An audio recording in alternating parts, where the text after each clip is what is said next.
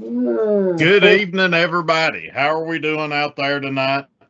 Tonight is our SEC preview night. I'm your host, Bunny. I'm joined by Jordan Gibson, which is one of our friends, one of our great followers and supporters. And as always, Andrew French. Um, as you can see, we have two lives up tonight. You have Moonshiners Racing with Zachary Kendall and Aiden Fortney. On the other channel, they are out there with Stefan Malazzi. They're covering NASCAR tonight, and we're here to talk a little college football. Due to the storms, it has affected Rizzo, it has affected Robert, and we're going to reschedule Justin Hobbs, which is Volnatics on TikTok. We are going to reschedule him and get him back on the show later this season. And Robert, he is picking corn and veggies, trying to save his garden where the storm come through and knocked it all down. So, as some of you may know, last night me and French was on Quarter Blitz, or French was on Quarter Blitz. I was in and out. So let's hope tonight goes a little bit better for us. Gibby, how are you doing? And glad to have you here. I appreciate the offer, guys. First time doing anything like this, so bear with me. Creek ain't out of the banks like it has been, thank goodness. So we're ready to roll. I'm ready to be hurt again, you know. As always, UT football. What about you, French? I'm good. Maybe we won't have no issues. It's nice and I'm not gonna say nice and pretty. It's a little cloudy here tonight, but hopefully you don't have no issues tonight and we can roll right through this thing. It's not gonna be the same without Raymond and Robert, but we won't have to listen to Raymond badmouth everybody in the SEC for sure. Yeah, Robert gave me a couple of notes to bring up when we get to Tennessee for him. But we're going to start with Alabama tonight. We're going to go through each team, kind of give our outlooks on each team, the records that we think they're going to finish with at the end of the year. Just overall outlook. And I'll kick us off here with Alabama, and we'll just kind of float through it. Me with Alabama, I have a lot of question marks. I think Alabama is still a good team. I do not think that they are a great team. I think that over the past few years, we have seen them regress since Saban has left. I think that we continue seeing that. Right now, they have Austin Mack as their starting quarterback for the Crimson Tide this year. They do have a lot of guys coming back. They've got a freshman that's showed at left tackle. They have a sophomore at right guard. No seniors right now on the depth charts of that O-line. I think that is going to play pivotal to this Alabama team, and I have no faith in Kalen DeBoer. I'm not an Alabama fan. As you can see, I'm a Tennessee fan. I love the third Saturday in October, but with some of the youth that they're showing right now with Alabama, and this could change as the few weeks here in between go, they have a lot of youth in the trenches. I'm not saying it's bad youth. I'm just saying that some of these teams that they're going to run and face in the SEC under Kalen DeBoer is going to be problematic for the Crimson Tide. I had them sitting at 9-3 to end the season. I had them at 8-4 and kind of flip flop between a game here and game there. I do have them at 8-4. I have them sitting at 8-4. I personally think they're going to lose to Georgia. I think Georgia comes into Tuscaloosa and wins that ball game. I think for a third time in a row in Neyland is that Neyland gets them. I think that that's going to be a kryptonite to DeBoer. And I think with the youth that's in that front line of Alabama here, you're going to see that play factor. Then I also have them losing at home or away on the road to LSU in week 10. I have them losing that game because that game should be a night game in Baton Rouge. And I actually have them losing to Auburn at the end of the year. I think that that team going into that game sitting at 8-3, coming off of Vanderbilt and Chattanooga, I think when they have Auburn, that's going to be the game that they get them. I think that Auburn's going to be sitting there, and we'll get to them in a minute. They're going to be playing for that bowl game. They're going to have a lot on the line, and you are going to see lost his name there, but the new head coach at Auburn, he used to be at Tennessee, Golish. I think he's going to have those guys ready because he's going to have to put a staple on this season, and that game is what's going to get them there. So that's my take on Alabama. I think that they could easily sit there at 10-2 at the end of the year, and I'm going to put them at their floor at 8-4. So I think that 8-4 is where I have them bottoming out.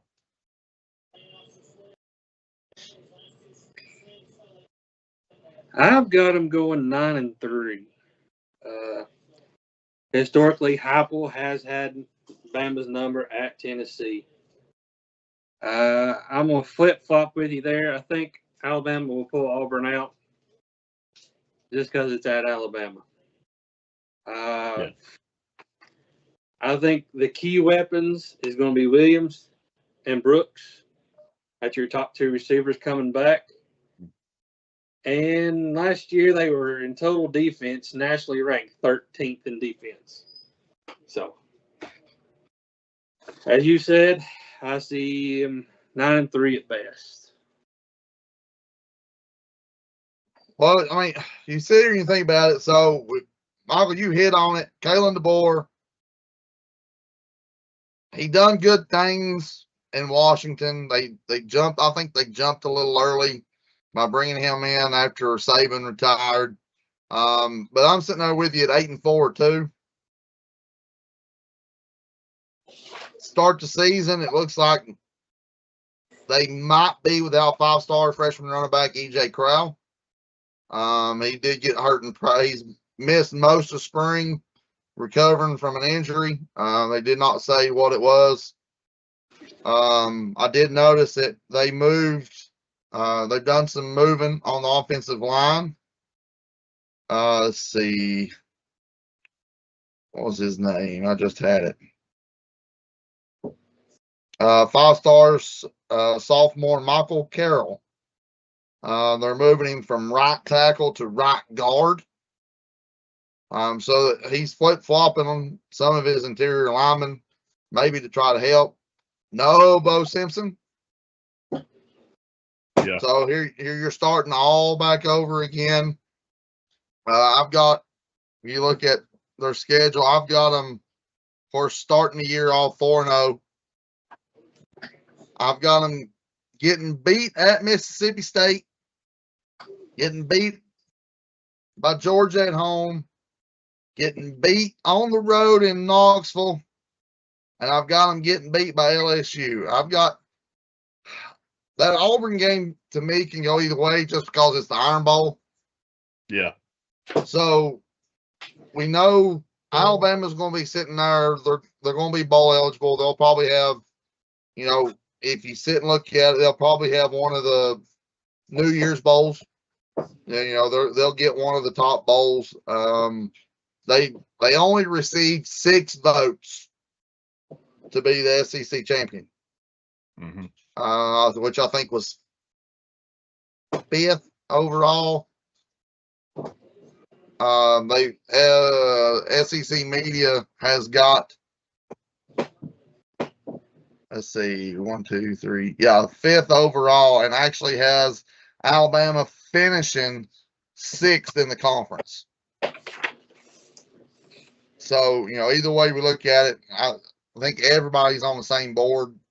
That's the same record. 8-4 is going to be just outside the top 4, top 5. I mean, we all, I'm not even a diehard Tennessee fan, but we all hate Alabama. We'd love to see them go 4-8. But their schedule, they've got it lined up where them at least the first 2 games against East Carolina and Kentucky.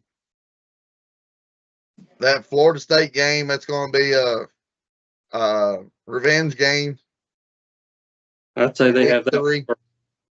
Yeah, they've got that one circled on the calendar after last year's upset in Tallahassee. So, I don't see Alabama I don't think they make another run for the SEC championship for probably another 2 or 3 years, if that. So, Gibby, what do you think they do with DeBoer if he goes 8-4, 9-3?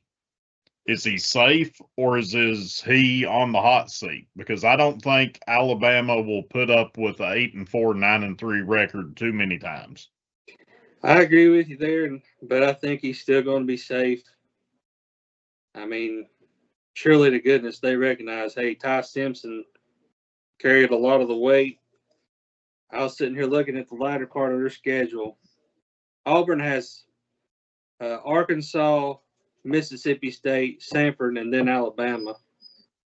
Whereas Alabama has LSU, Vandy, Chattanooga, and then Auburn. So I think Alabama takes that win on the Iron Bowl. Yeah, I knew I wanted to put a game in there, kind of like French's Mississippi State, which is a team that I'm really excited to kind of get back to and talk about. I have them. I don't think I have them where their potential is, but that's a team that I am excited to talk about. So, but Auburn for me was that circle game of the question mark. But moving on here, let's jump into Arkansas. Gibby, kick us off with Arkansas here. All right, I'll take the reins on this one. Arkansas, new coach from Memphis, Mr. Ryan Silverfield. New QB. I don't see a lot happening this year for them. I think they overhauled pretty much the whole team. 40 incoming transfers from the transfer portal. I got them going 2-0, start of the season. Georgia comes to town. I think Georgia runs that one. I was a little iffy on the Tennessee-Arkansas game because Arkansas has just had our number at Arkansas. But I ended up going with them losing at home against Tennessee. Another game I was real iffy about was the South Carolina game because Shane Beamer always tends to pull one out somewhere. But I have them going 5-7 at the end of the year. That's my final record. French? Well, Gibby, we're on the same page with Arkansas. I've got them going 5-7 also. You look at their schedule. So I get it pulled up here.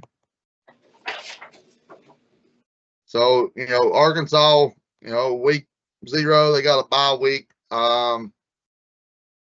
They start off 1-0, but then they go on the road to Utah. I don't see them having very good luck against Utah. Getting beat by Georgia at home. They'll beat Tulsa. And I've got them going the next 2 against A&M and Tennessee with losses. Beat Vanderbilt in Nashville.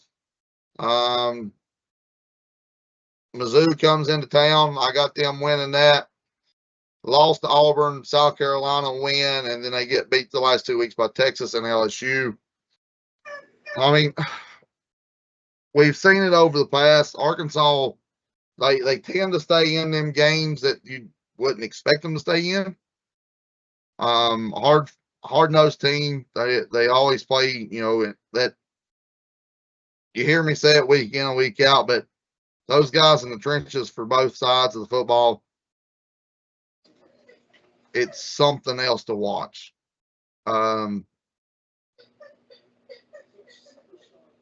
So,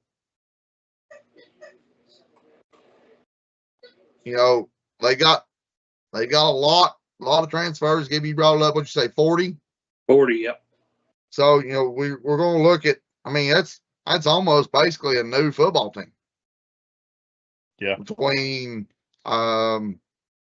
graduates, between transfers out.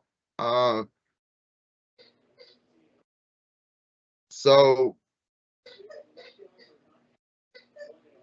when it all said and done, I think they finished 5-7. They'll be lower half in the middle of the pack. But they'll pop up and they'll shock us and they'll beat a team that they're not supposed to. Well, I'm quite a bit lower on Arkansas than you all are. Actually got Arkansas being the worst team in the SEC this year. I have them going 2-10. I'm really low on Arkansas. I don't like their productivity coming back at quarterback. They lost a lot of pieces. They did bring in a lot. Especially, you know, starting on that or defensive line, that defensive half of the football team is they have a lot of transfers. They do have place kicker Max Gilbert, ex-Tennessee guy that's pulling in there. But this Arkansas team, I question their abilities. I think that they have a pretty rough road ahead. I have them beating North Alabama. I have them beating Tulsa. Those are the two teams that I have them winning against. I think they can pull that one off against Tulsa this year. But being on the road at A&M, you go on the road to Auburn, you go on the road to Texas, you've got LSU. I think South Carolina pulls them off. I just think as far as the South Carolina team itself, they are a better match. For what they have coming back. Utah, I really think Utah, Arkansas is going to have to be on the road for that game. I think that Utah goes in and it's not even close. And if it's not, I really think that puts and sets the tone for Arkansas the rest of the year. I kind of expect Utah to go in there and beat Arkansas by at least 20 plus, and that's SEC against Big 10 or Big 12, sorry. But we talked about it last week with the Big 12 is that I think that with the Big 12, that is a very, very weak conference. And we're going to see Utah come in straight off the bat and win one big. But yeah, for me, Arkansas is the worst team in the SEC, not by much, but they will finish the year at 2-10. So French, go ahead. You're not the only one because CB or SEC media polls has them finishing dead last too. I've actually got them upset in Utah. Just because Big 12 has no offense or defense. Hey, I'm not opposed to that. Any other year, I would be right there with you. I mean, but I just think this Arkansas team is that bad. And it hurt to put a win for Utah over an SEC team, but I do think on the road in Utah, they do pull that one out. So, French, give us your thoughts about the other half of the Iron Bowl. Other half of the Iron Bowl. So you sit here and you look at it.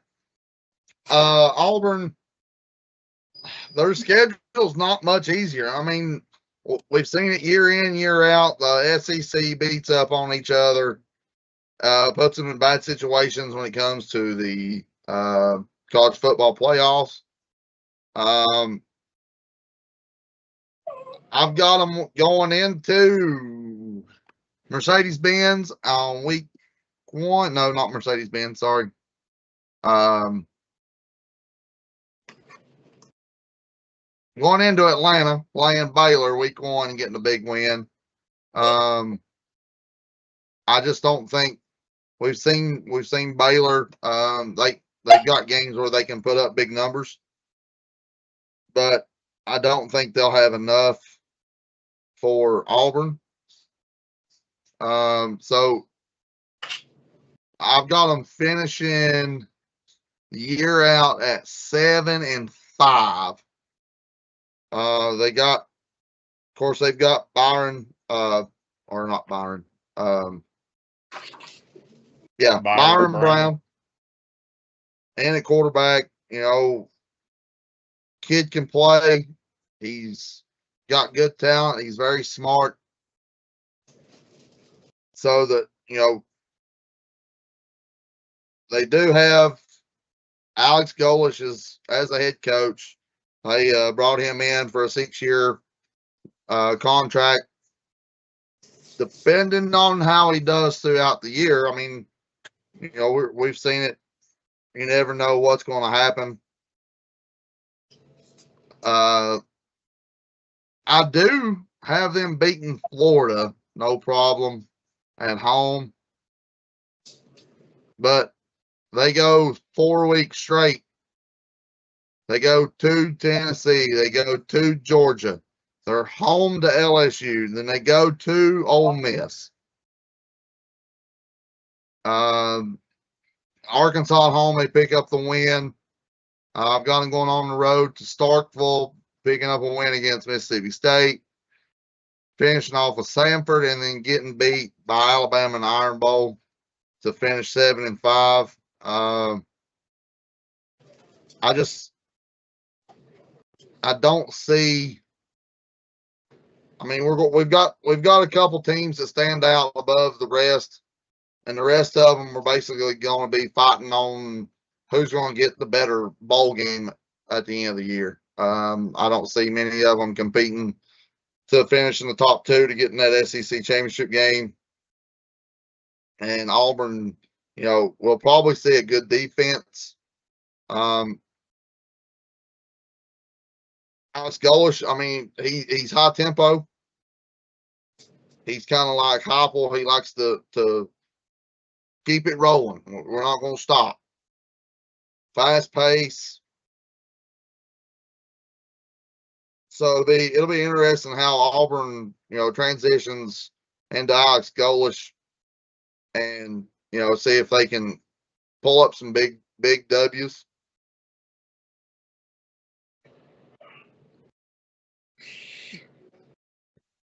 I got them going at 7-5 myself. There's a brutal, like French pointed out, there's a brutal week, like 3 or 4 weeks right there in a row. But I think they pull one out against LSU because they're at Auburn.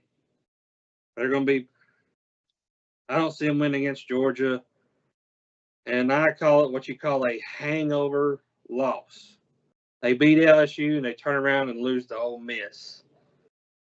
I got them Arkansas coming in and upsetting them too, and getting back on track against Mississippi State. Yeah, it's hard to win in the SEC, especially on the road. Tim Banks is the defensive coordinator for Auburn, so yeah, he's good. He's good. Teams will be able to score. Yeah. So Golish, as long as you can score, Golish will score no matter what. So the defense has got to make 1 or 2 stands to get the ball in their favor. Yeah, and I also wrote down, like French said, Byron Brown coming from USF. Boy, threw up some numbers down there, so let's see how he does against SEC. Yeah, I mean, I'm right there with you guys. I have them at 7-5. The games that they're going to lose this year, I've kind of got them a little mixed matched with you all. I actually have Auburn starting off 4-0. I have them winning at home against Florida, then turning around going 0-4. So sitting there in the middle of the year, sitting at 4-4. Then they beat Arkansas. They lose to Mississippi State on the road. Win against Samford, and I have them upsetting Alabama at the end of the year to finish 7-5. So we have the record all over each one of us. Down here in the chat, you've got Robert chiming in real quick. He said Auburn will take a step up from last year. I do agree with that. I do think that they improve. I think that the offense for Auburn will, like you all said, is going to have to really lead the way and outscore Tim Banks's defense, what they're going to give up. But I do like that, even though I was tickled to death that Tennessee got rid of Tim Banks, I was happy to see Golish go out and get somebody he knows to fill into that spot, at least for the time being. I mean, Banks was able to generate a few really good defensive players. He just could not scheme the defense. And that's one of the things that does worry me about this Auburn team is all of your transfers into Auburn for that defensive side of the ball is right now really sitting at the number 2 and really the number 3 player on the depth chart. But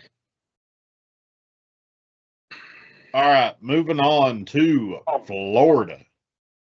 How about them Gators? So I'm anxious to see what happens. You was able to go out. You was able to finally get rid of Napier, which was way too long overdue. And they went out. They need to get back onto that track of the 90s Florida team, the 2000s Florida team.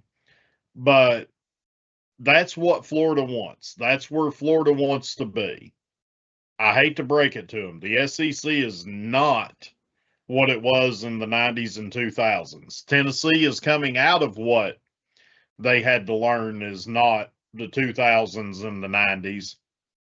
I do think Florida ends up about where they was last year. I have them sitting at 5-7. I have them just barely missing a bowl game. Give Raymond Lee a shout out here. At the final game in rivalry week, I do have Florida losing to Florida State. Oh my God. I Oh do. my God. Hey. Yeah, I do. I do have them losing that game to Florida State. I mean, I really have Florida winning the games that they should. South Carolina, Kentucky, Vandy, Campbell, and Florida Atlantic. I do not think they have anything for Auburn, Ole Miss, Texas, Oklahoma, and Georgia. Oklahoma and Georgia combined may put up 120 points against Florida.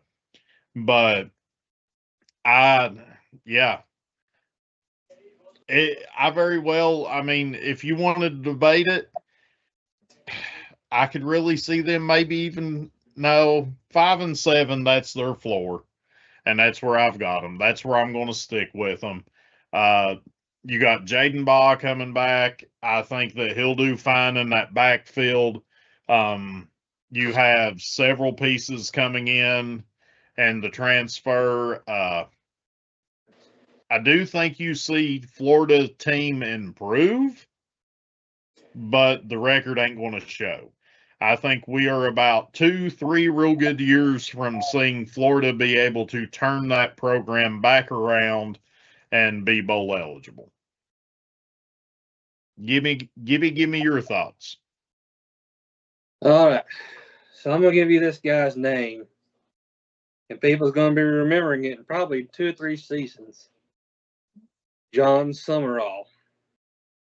He's got a record of 43-12. Took Tulane to its first bowl. Coming out of Troy. Their pieces. The quarterback position is going to be up for grabs. That Aaron Philo from Georgia Tech, he followed his offensive coordinator. So, and that I hope I say his name right. Don't want to disrespect him, but Tramel Jones Jr. He's a physical kid. So I'll be watching that one. But I've got him going 6-6. And sorry, Raymond Lee, but I just don't like those Seminoles, you know. Nobody likes them. I've got them going 6-6, and I've got them winning against Florida State. I've got them pulling one out against Ole Miss because it's at home. And yeah, I've got them going 6-6, and their big win, I think, is when Ole Miss comes to town. But I think they'll win the games they should win, and I don't think they'll lose the games they should lose. But give John Summerall a couple of seasons, and you'll probably be seeing Florida in the mix, and you'll probably see that Georgia-Florida rival game come back as well. Yeah, Florida, Gibby, you hit it. John Summerall. Kid's been around football since he come out of the womb. I mean, it's bred in his family. So we know he can recruit. He recruited well in Tulane. So we sit here and we look at it. You got Jaden Ball back. Straight wrecking ball in the backfield. Brought it up. The quarterback, they still ain't announced who their starting quarterback is. They're still battling to see who's going to win that starting spot for week 1. Right off the bat, John Summerall come out and said, hey, the first thing that we're going to work on is mental toughness. So, you know, he's already changed stuff up, went back to the throwback Florida unis. So you're going to see that old school Florida look whenever they're out on the field. I've got them going 7-5.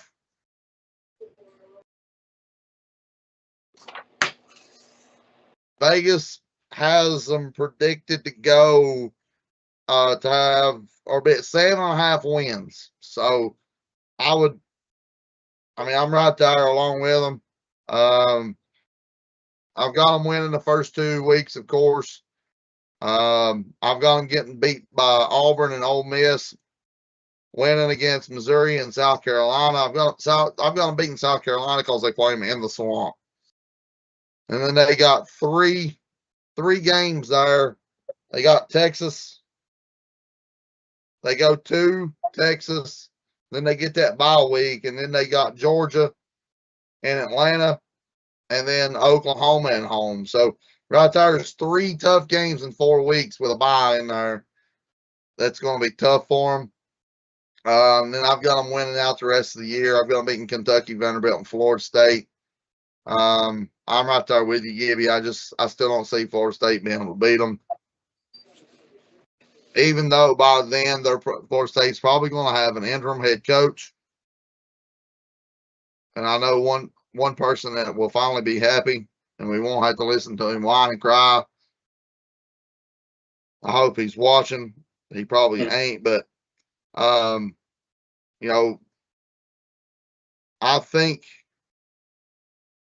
the hire John Summerall was the best choice that Florida could have made. Yeah. So, you know, good for them for going out and going, you know, not going big.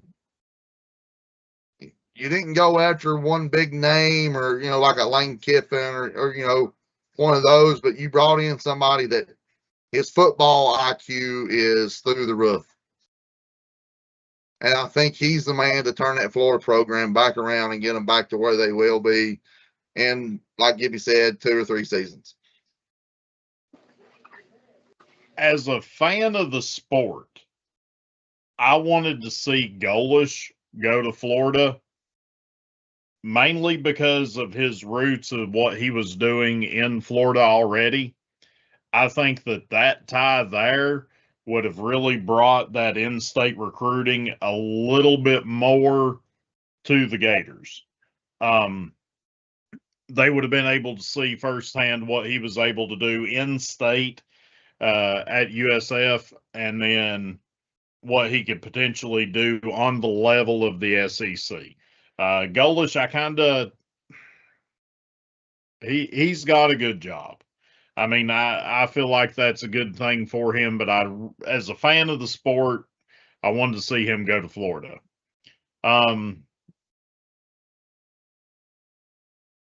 French, you do know Pat Summerall is not his daddy, right? I didn't say he was his daddy. Okay. All right. Well, I know who's the daddy of this conference in 2026. And we're fixing to talk about him. Yes, sir. So, yeah, I have the Dogs. To be honest, I have them running the table this year. I do think that the Oklahoma game, I think that Oklahoma comes in to Georgia and gives them a run for their money. They do have to go on the road this year against Alabama. But they're bringing back Nate Frazier. He has very good production from last year. They're bringing back Gunnar Stockton. That Isaiah Cannon, he's coming over from Georgia Tech. They, on that offensive side of the ball, they're not losing or changing a whole lot. As of right now, they show that, I'm going to say Zach Helton, right guard, is a true freshman. That's one of those pieces on that line that could be a little bit worrisome. But with this Georgia team, you have a lot of veteran guys, brought in a couple pieces on defense. I don't know that anybody on the Georgia schedule is going to match up to them and give them much of an issue. 2 games that I have circled is Oklahoma, and then I do have the Alabama just because it is in Tuscaloosa. So what's your record? 12-0. I've got them going 11-1. From September 19th to October 17th. That is SEC versus SEC matchups. If they can come out alive and win every game, that they're going to be sitting at 12-0. But I've got Alabama upsetting them on October 10th at Alabama. I got them going 11-1. Yeah, you get Kirby's like Saban. You know, you give him a week, he's hard to beat. You give him 3 weeks, he's unbeatable. So, I mean, the man gets extra timeouts every game he plays. So, shout out to Ryan West on that one. But, yeah, 11-1. You know, that's, you can probably say that's the other UT's daddy as well, because, you know. But I see Georgia at least losing 1 game in that stretch. I mean, they've got a 9-conference game this year instead of the 8. So I think you're going to hear coaches grumble about that 9-conference game schedule now. So I look for Georgia to lose Alabama, and that's the only game I see them losing.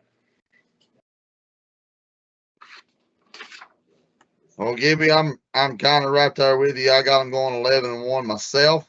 But I've got them losing a different game. You go and you look at the schedule. They start out pretty good. I mean, you got Tennessee State, Western Kentucky. Then they got Arkansas. Then I think right here is going to be your upset. They're going to look over. The Sooners from Oklahoma is going to come in between the hedges and pull off the upset of the Georgia Bulldogs. I think that's the one game they're going to make. They're going to slip. I'm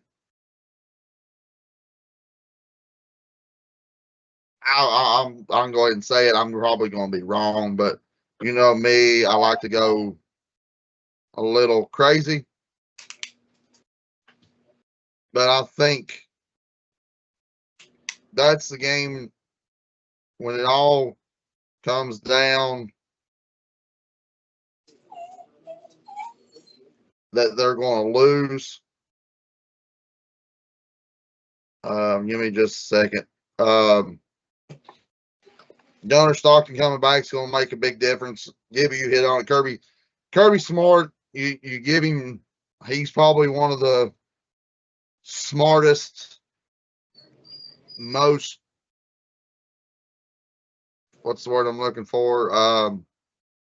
You know, hard working coaches in the SEC and probably the entire NCAA. He's 9 times, I guarantee if you sit back and watch when he gets done on Saturday with playing this team, if it's a home game, I bet by that evening he's already got film up watching who they play next. Great defensive minded coach, recruits well. They got they got Gunner Stockton, who we've talked about in the past, that we didn't think he was the man. He wasn't the replacement, but man, the kid can ball out. He can take it. Absolutely. He's fearless. He don't care to put his foot down and turn up the field. He's not going to try to avoid nothing. So I'm trying to find some other informations because I've been slacking. So to chime in here from the chat, we got Gwen in here tonight. Big Georgia guy. He goes, pretty cool stat here from Georgia. They are 53-0 when up in the fourth quarter in the Kirby Smart era. He thinks they got to be more explosive this year. I do agree with that. But I think that we see an improvement from what we did last year, and they got to run the ball. I agree. You need a very good balance down between the hedges.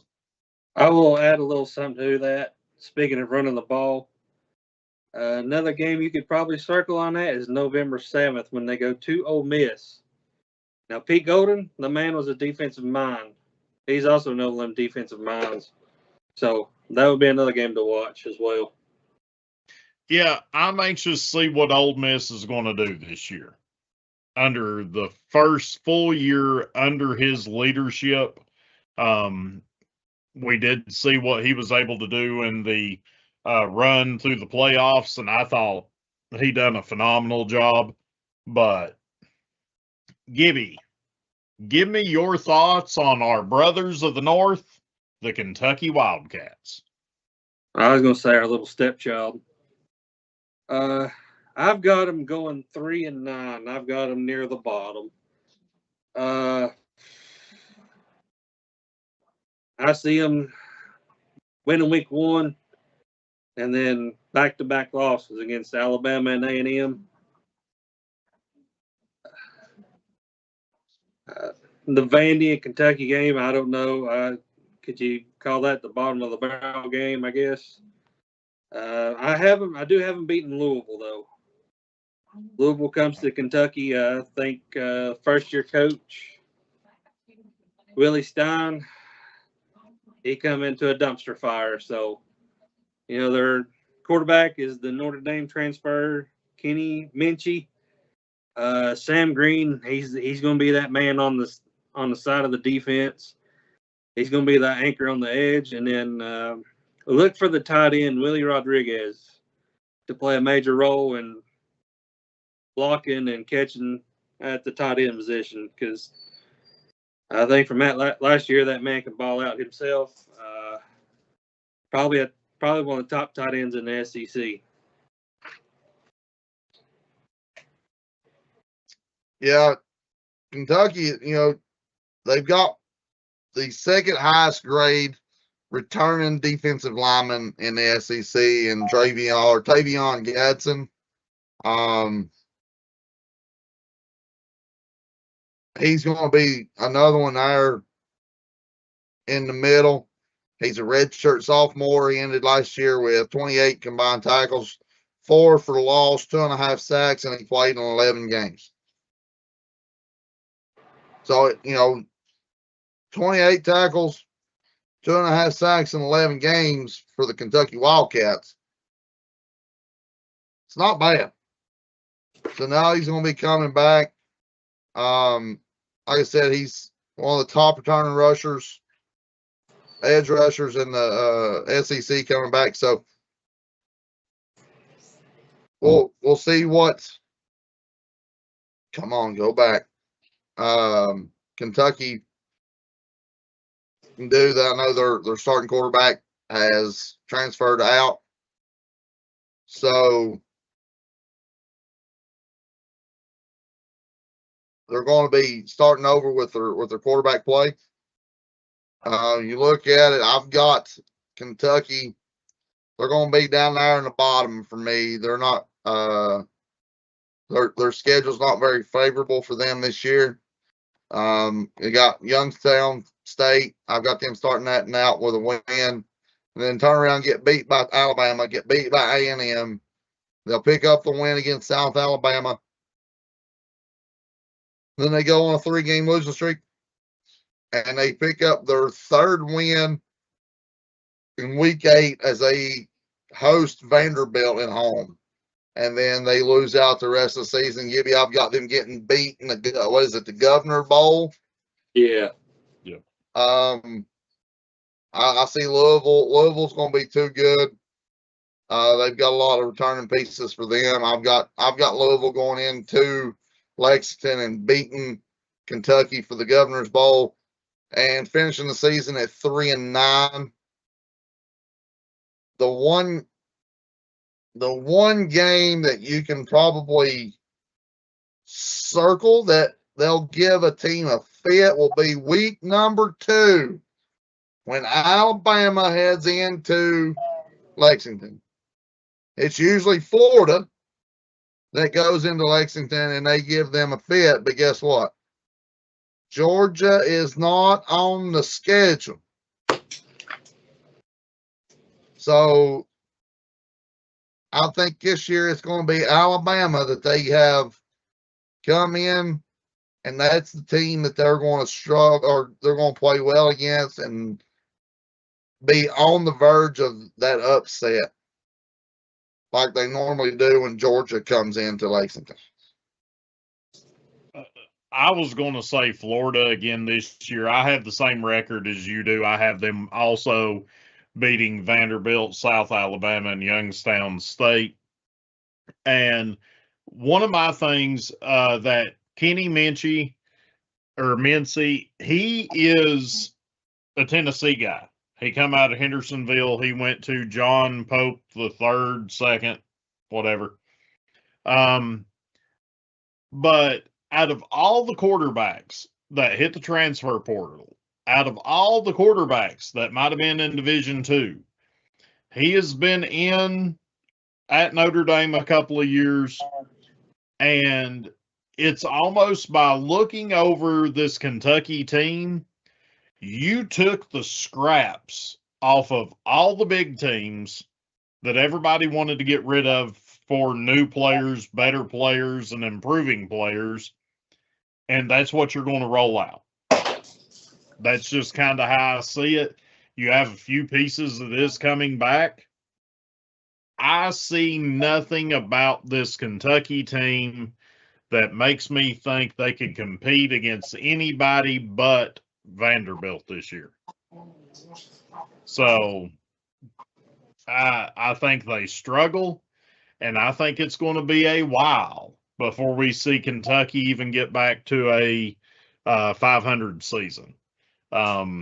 He is going into probably the biggest dumpster fire in the SEC.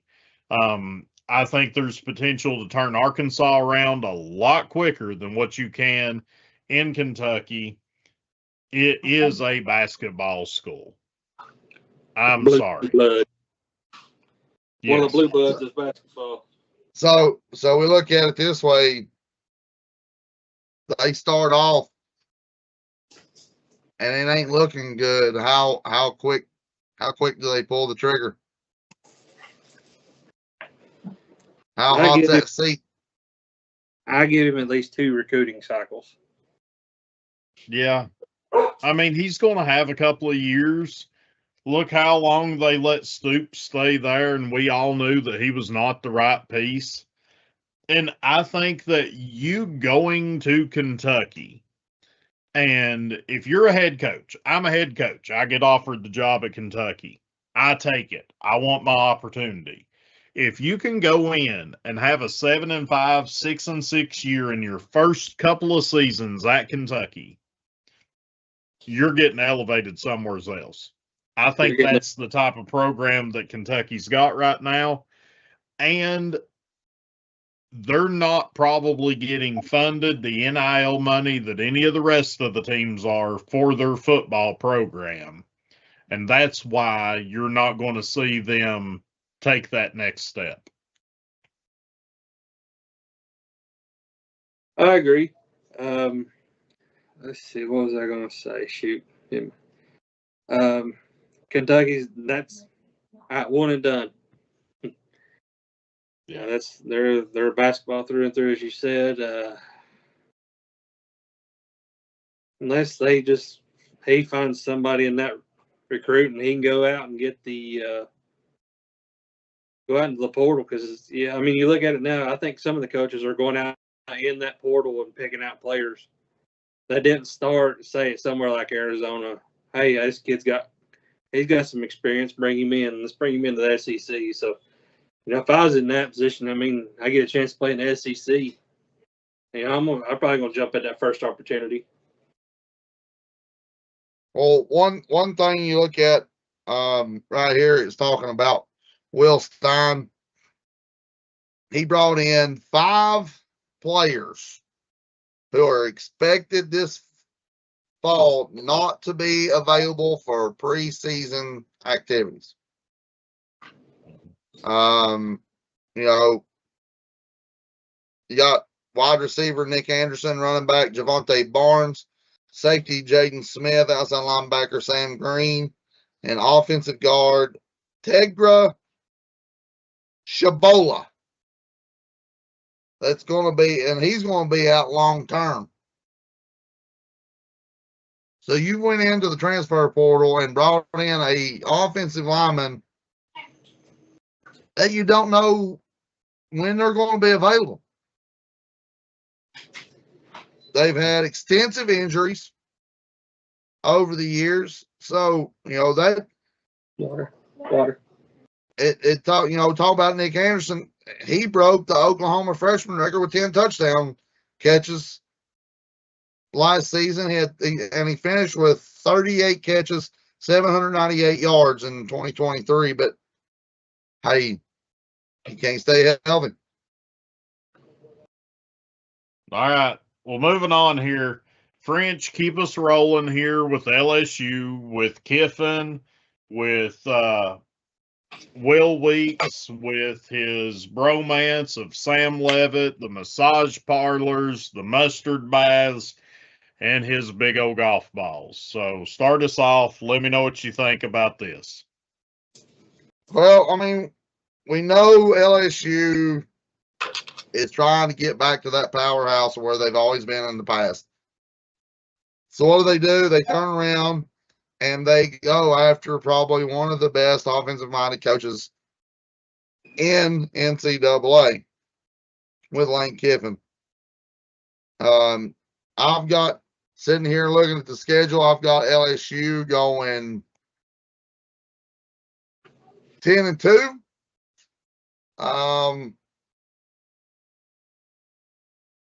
I've got them losing those 2 games with one game. They go on the road in week 3 when he goes back to Ole Miss. And I see them picking up the big win and upsetting LSU. And then you go down to week 11 when they host Texas. Texas is, in my opinion, is the second best football team in the SEC. He rolls into Tennessee week 12. Gets him some more mustard baths, some more golf balls thrown coming in at him. So, he goes in, he brings in Sam Levitt from Arizona State. Very good quarterback. I think they went up a step when it comes to quarterback play.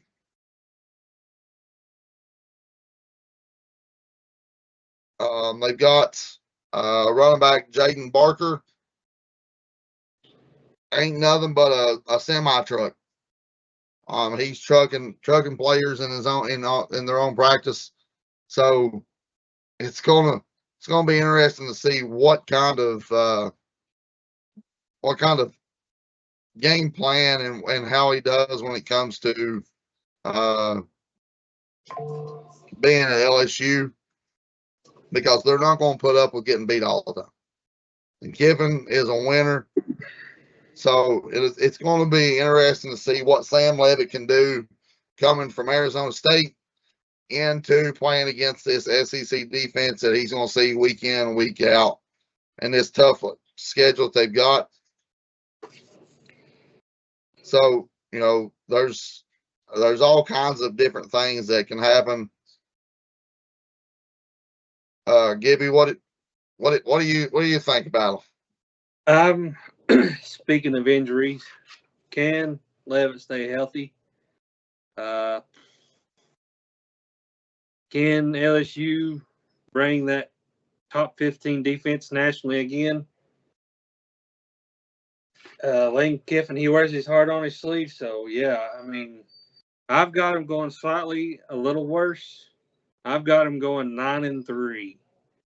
I picked Clemson to win that one just because Lane Kiffin, first game jitters, first game at LSU. I think Clemson might pull that one out. I have them losing at Texas against Texas, just because Sarkisian, he's an offensive guru like Kiffin.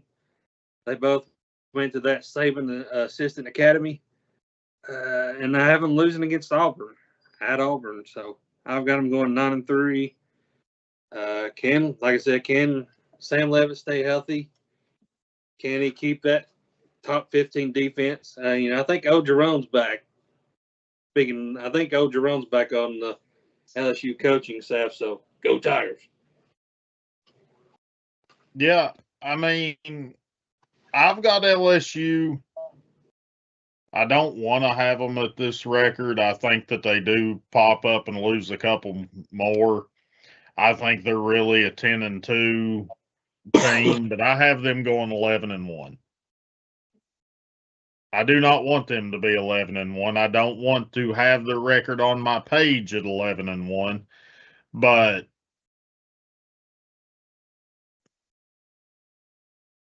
I know I'm not going to have them right now. I'm going to change that one. I have them at 10-2. That makes me feel a little bit better, a little bit more realistic. Maybe not one of the games, but at least one of them I do know they're going to lose to. I have them losing to Tennessee and Texas. I think they're able to pull off the upset pull off the win against Alabama. But after Alabama, somebody gets hurt, and you have Tennessee and Texas come in, and I think that's a good spot for Tennessee to play LSU, is after they have to go on the road to Auburn, they have to play Alabama, Texas, and then you have on the road LSU going to Tennessee in week 12. I do like that. So, I'm worried about this LSU team and all the media and everything that surrounds this team anyways. You've put the devil himself at the helm of probably the best college that he could go to. So, great fit. I just really hate it. Moving on. Mississippi State. I've been anxious to see what everybody thinks about Mississippi State, what we've seen them do last year. They were in a lot of games. I like their quarterback. I think that his sophomore year, we see an improvement from what he was doing when he was healthy. I think they're taking a step in the right direction, but it's Mississippi State. We have not seen them be overly productive since the Dak Prescott era. I know Mike Leach was their head coach. The head coach passed away. I don't know. But I have to say that because I do like where Brandon Walker goes with it. He is a graduate of Mississippi State, and that was his excuse for everything for like 2 years. I have Mississippi State sitting at 6-6. I think they're going to be a very streaky team. They win their first 3. I think they can go on the road to Minnesota and South Carolina and win. Then they come out of their 3-0 and go 0-5, losing to Alabama, LSU, Oklahoma, and Texas. That is probably one of the toughest stretches in college football.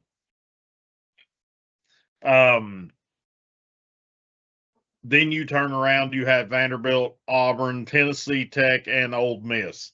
I think they're able to pull off a win against Vandy, Auburn, Tech, and then lose to Ole Miss the end of the season. I think that this Mississippi State team is better in any other conference, any other situation than 6-6. But with that middle of the year schedule with Missouri, Alabama, LSU, Oklahoma, and Texas, that's murder's row. They have 3 out of those 5 games at home, but I don't think that makes a difference. We seen last year what they was able to do with Texas when Texas went to Mississippi State. They took them to the wire. And I think you're going to see a few more games like that this year with the improvements that they make. But I still think they're just very barely bowl eligible. Go ahead, French. So I've got them just missing a bowl. I've got them finishing 5-7. Defensively wise, they've got so I get back to his name. Jones has been, let's see, where'd he go? So Kelly Jones, cornerback, has made the list for preseason Jim Thorpe Award. So, defensively wise, they've got him. They've also got him on the watch list for the Bronco Nagurski Award. But then he's earned preseason All-American honors, but it's only the second team. So, he's good, but he's not the best. He's not one of the best 3 or 4 in the conference.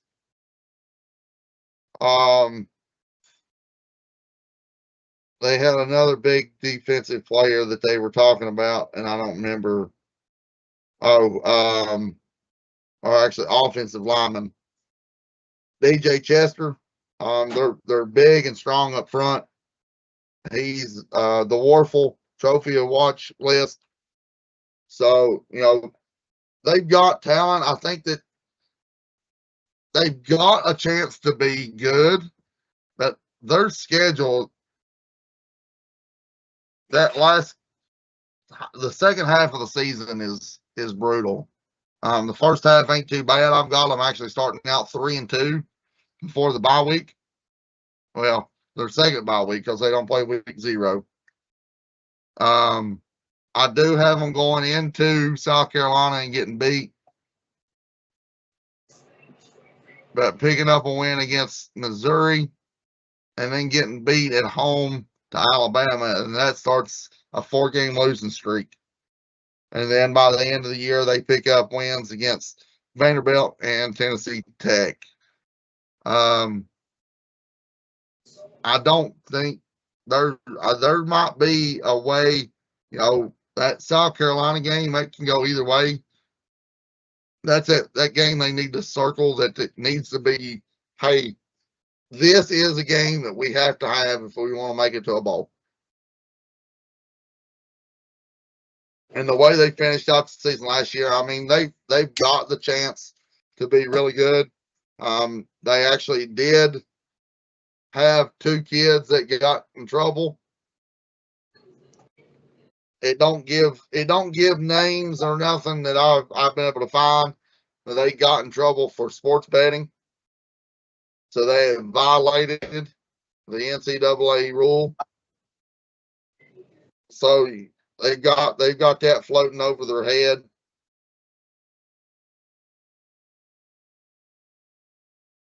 I mean, I think Jeff Levy's gonna be pretty good.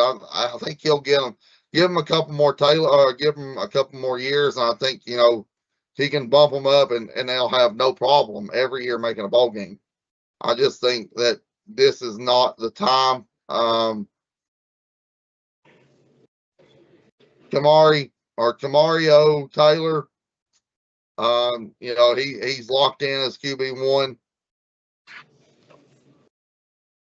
So, they've got some good pieces around him. They've got good pieces on the other side of the football. But I think for the next couple of years, you're looking 5-7, 6-6. I don't think the way their schedule is going to line up that they're going to get any better than that. I agree with you. Pretty much everything French has said. I mean, it's pretty much spot on. One kid you did forget to mention, he's on the defensive side of the ball as well. Safety, Isaac Smith. The kid can play. He can lock down defenders as well. Have him going 3-2 start of the year. I've got him losing to South Carolina because Shane Beamer, he always starts out hot. I mean, I don't know what it is. He can get hot, but he gets cold real quick. A fun game if you're an old Mississippi State fan. A fun game to watch will probably be November 14th. Levy versus Golish. Probably going to be about 100 points scored between the two teams. I do have them losing at the Egg Bowl against Ole Miss. Other than that, I look at him going 6-6 and making the bowl. Levy, he's an offensive guru, but I think he's got Mississippi State going in the right direction, but I don't think he's the guy for Mississippi State. All right. So the guys of the middle of the country. Gibby, how do you feel about Missouri? I don't like him one bit. I don't like old Eli. It's hard to like the man. But I've got him going 7-5 this year. I think I got him going a step down. I think they were 8-4, 9-3, something like that last year. They done pretty well. But I've got them taking a step back this year. That schedule, it's a little rough for them, I think. They pick up wins against Florida, Kansas, and Arkansas Pine Bluff. I haven't beaten Ole Miss, so I have that as an upset against Ole Miss. But I have them losing against A&M, Mississippi State, Texas. I think Texas will come in and probably run that one. Losing at Georgia. And I think, Eli, I think he benefited from that. Those two open week scheduled games. I think he really benefited from because he can get his guys back in gear. But I mean, there's that grueling schedule from September 26th to October 17th. You're back and you got 2 games at home, 2 games away. A lot of injuries happen in those away games. But my pick 7-5. I think Austin Simmons is QB1 from Ole Miss, so I think he. Yes. Yeah. Okay. I want to make sure I had that one right, but yeah, that's my take. 7-5 for these guys. Well, you got them a whole lot better than I got them. You brought it up, that schedule. It's not easy. I do have them starting out 3-0 though against Pine Bluff, Kansas, and Troy. But then they go on a big losing streak. I've got them getting beat by State, Florida A&M, Ole Miss. I've got Arkansas going into Mizzou and beating them, and not picking up the next W until they play Kentucky at home and finishing out 4-8. I mean, Gibby, you brought it up. That schedule's brutal for them this year. Austin Simmons, I mean, we've seen what he can do. He's not bad, but he's going to be going up against some of the best defensive teams in the nation. I think you're looking at Anthony Favreau as the running back, 5'8", 206 pounds. I mean, that's a bowling ball, and you're looking at a pretty good running or strong running back coming through the hole. But I just don't think that they're going to be able to compete with that schedule that they've got. Only thing that I'll tell you now, the only thing Mizzou's going to have going for them this year is the fact that Sheryl Crow is going to be singing the national anthem on their home opener.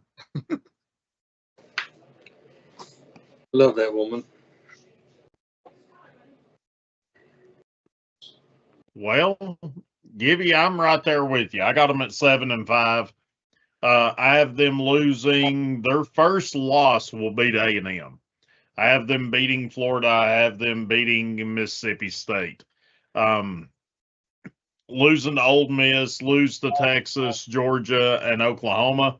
I believe that Austin Simmons comes in, and we've seen what Missouri quarterbacks have been able to do. I think that that's probably one of the better fits for him to go to is Missouri. Seeing what he is capable of and what he started out at Ole Miss there, then we know the Trinidad come in, took that role on. We've seen what Ole Miss done last year. But Simmons, Missouri's always had a decent quarterback. And I think that we see them develop Simmons, and he has a solid year. He's not over the top. He's nothing flashy that I particularly think. But I do think that Missouri pulls off 7-5. Now his old team, Ole Miss, sitting here, I do think they regress a little bit. I think they regress. I do think that it's going to be just slightly. I have Ole Miss losing to LSU, Texas, Georgia, and Oklahoma. I think that those 4 teams you will see at the end of the year being in the battle for the SEC championship, and I don't think Ole Miss has anything for it.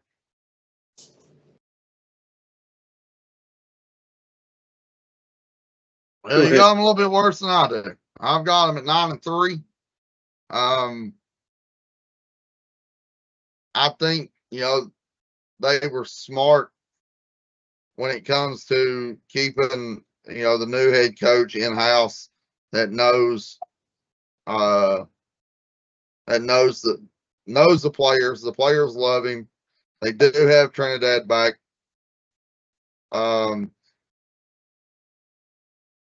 He's going to be something else to watch this year. I think you sit back and look at it.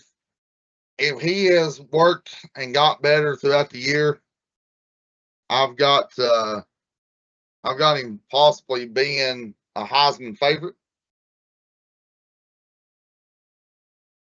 So, I hope to see this Ole Miss, this Ole Miss bunch be pretty good. Just the fact that they can prove that they didn't need Lane Kiffin. Yeah, we know Lane Kiffin's a great coach, but what about the guys that go out and they play on the field? I've said it time in and time out. A coach can't run the ball for you. A coach can't catch the ball for you.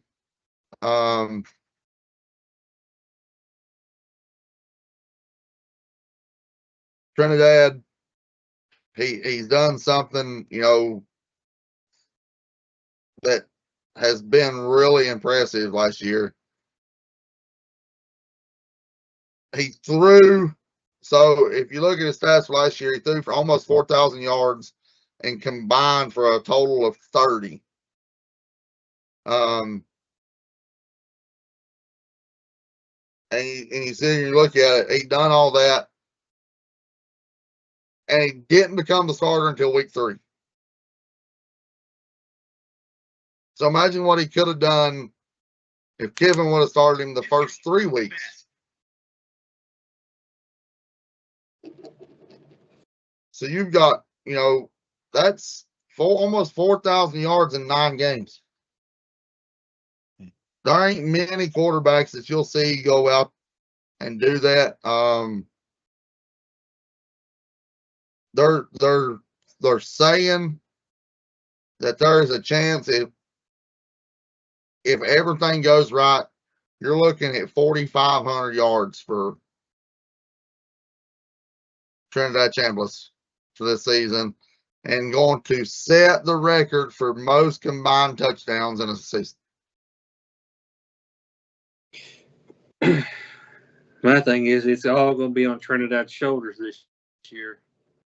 So, with that being said, I think Ole Miss, I got them sitting at 7-5. I got them right in the middle of the pack. I just don't see a whole lot for them. They were 37 in points allowed by defense national-wise. So, it's hard for me to put a W across their name on some of these teams. I just don't see them doing. I see them 7-5 in the middle of the pack. A lot of weight's going to be on Trinidad's shoulders this year. Yeah, he's a great player. He's going to ball out, but it's all going to be on him, I think.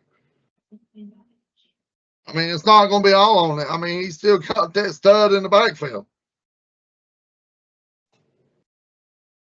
Does still have Keywan Lacey in the backfield. He does.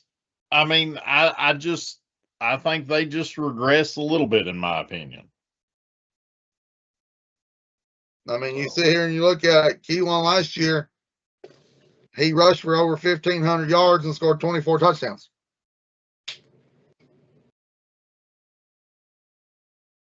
So between the two, there's 54 combined touchdowns that they scored for that Ole Miss offense. I'm anxious to see what he can do without Kiffin leading 2/3 of the way to the end of the season.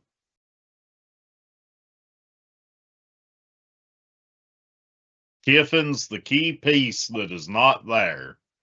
Yeah, he made his run in the playoffs, but you've had several months to come off of that high. You've had several months to get over the Kiffin thing. I do have that Ole Miss LSU game circled where Kiffin goes back to Ole Miss. I will be glued to that game. I'd say game day probably have that one circled too. Yeah. I think all eyes in this country will be on that game, especially at the start. So, going into Oklahoma, boys, I have this as a dark horse team that could cause some ruckus. I think that Oklahoma, in my opinion, could be a dark horse for the SEC. I have them at 10-2, and I have them losing to Texas and Georgia. They pull off one of them, they'll be in the championship. The rest of their games, they have Ole Miss at home, they have A&M at home. They go on the road to Michigan. Don't know what Michigan's really going to do this year. I think they handle that game. But outside of Texas and Georgia, Oklahoma has one of the better schedules in the SEC. And I think that's what puts them in there as that dark horse for the SEC's championship game. I've got them sitting at 9-3, just slightly a little bit lower than what you all. My thing is, can John Mateer can he stay healthy this year? I've got him. I was really iffy on the Texas Oklahoma game because that's a shootout right there. It always is, and usually whoever wins that game is always in the national, or not the national, but the conference championship. I actually have them losing at Georgia because it's at Georgia. That'll be whoever gets to 10. I'm going to say whoever gets to 10 first wins that ball game. Because, Venables, he's a smart defense. Kirby, he's smart defensive-wise.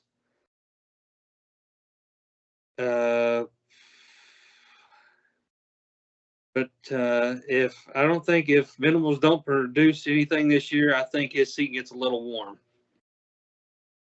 So I've got him sitting at 9-3 with the losses to Michigan, Oklahoma, Georgia, and Texas.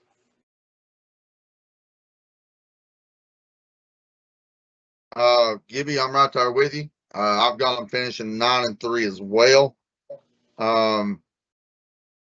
I was going to tell you, you better not throw them too far down. Cousin Joe might choke you there. Yeah, he might come on there and get me. But you hit it. Does Mateer stay healthy? He's had all season to recover from this wrist injury, his hand injury. We know what he looked like before the injury, and boy, if he wasn't looking good. I've got him going. I've actually got him going into Michigan, that Kyle Whittingham team, and getting beat just because it's in the big house.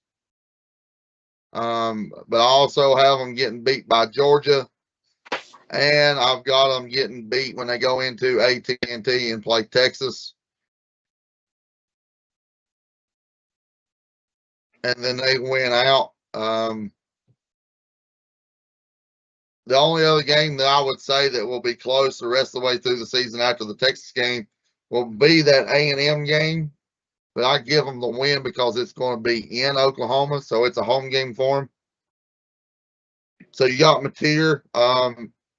They've got a good dual threat backfield with Torrey Blaylock and Xavier Robinson.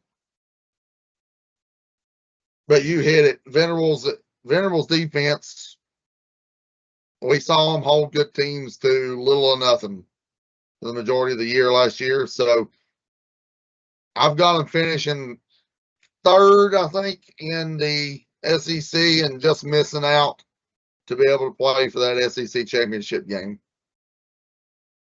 with that loss to Texas in AT&T Stadium.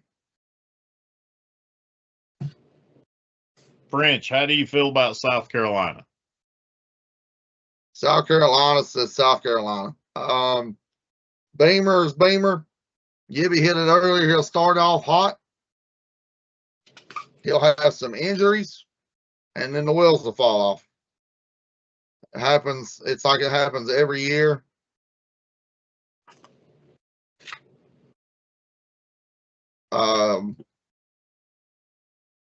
They do have Lenore Sellers back.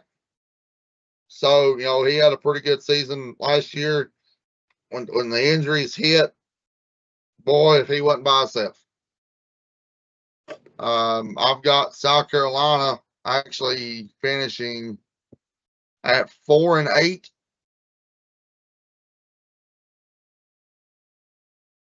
They start off the season 2-0 against Kent State and Townsend. I've got them getting beat by Mississippi State and Alabama. Then they'll pick up the win against Kentucky at home. Then I've got them going on a losing streak because they go to Florida.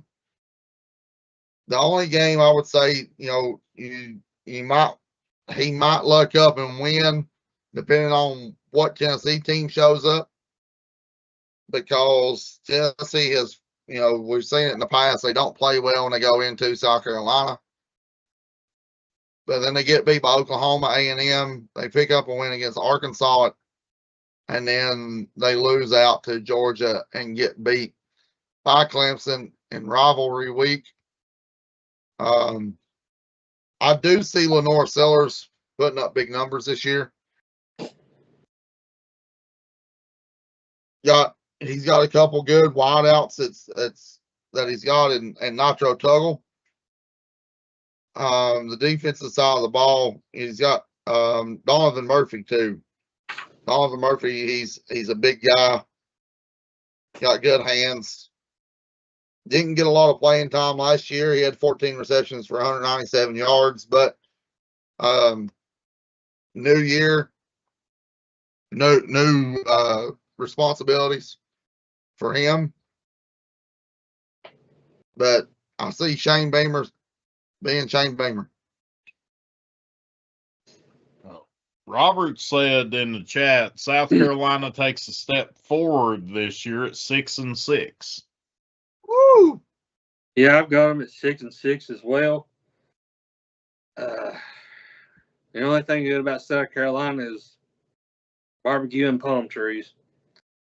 But I really don't see, if Lenore Sellers can stay healthy, I think that record might change just a little bit. But I think Shane Beamer, I think he might be starting to hearing the crowd noises, and I think he starts hearing that seat getting just a little bit warmer this year. Yeah, I think Beamer's out. I think after the end of this year, Beamer is out. French, I'm going to ride with you at 4-8. I have them also winning Kent State, Townsend, Kentucky, and Arkansas. I do agree with you about what you said about Tennessee. That 63 points that they put up a couple of years ago. Yeah, I'm still a little sour about that one, but Hooker went down and we had Joe the Blow Milton. So, another one that everybody needs to look out for is wide receiver Nick Harbor. College football freaks list, he is made number 1.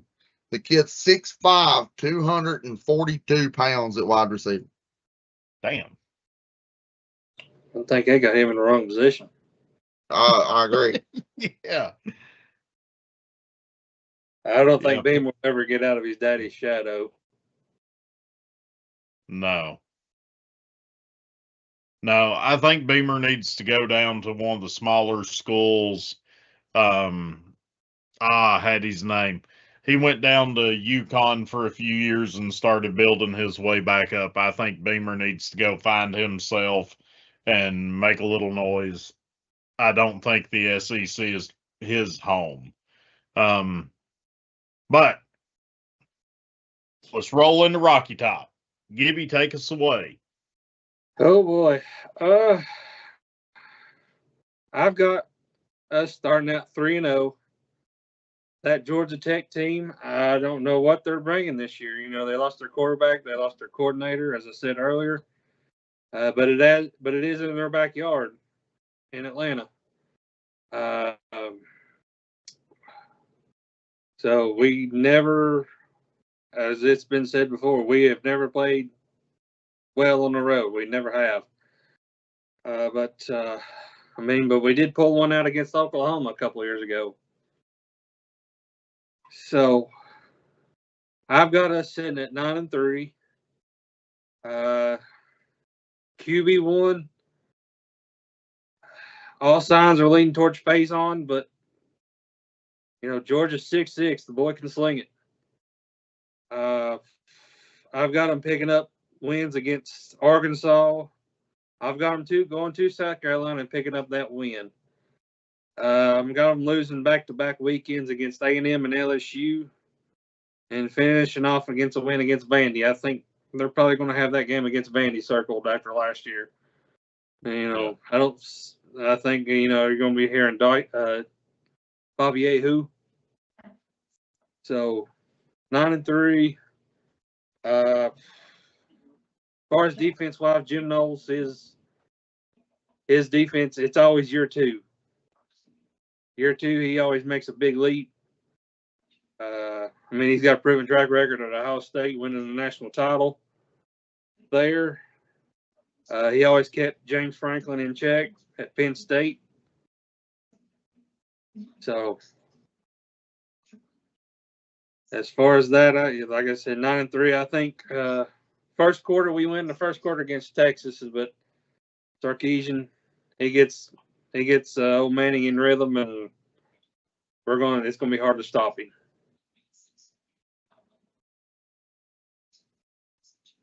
Yeah, Tennessee right now, the big talk says who's going to be that QB1. We know we've seen some, you know, a little bit of glimpse of McIntyre last year when they got to come in. But if you've not watched Fajon Brandon play, you are missing out.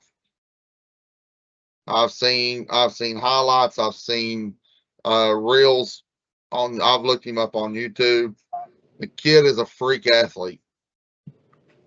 I think they made a great decision whenever Tim Banks was out, bringing in Jim Knowles. Jim Knowles is a great defensive-minded coach. We've saw it over the years. I think that defensive side of the football is going to change this year for the Volunteers. We know what kind of offense and what kind of numbers that Josh Heupel can put up. So, you've got the monster in the backfield and Deshaun Bishop. The homegrown kid just right there, 20 minutes away from Knoxville, come out of Carnes.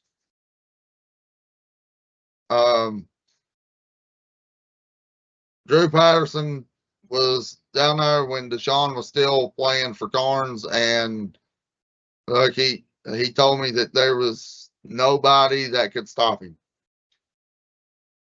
And he has proved that in Knoxville.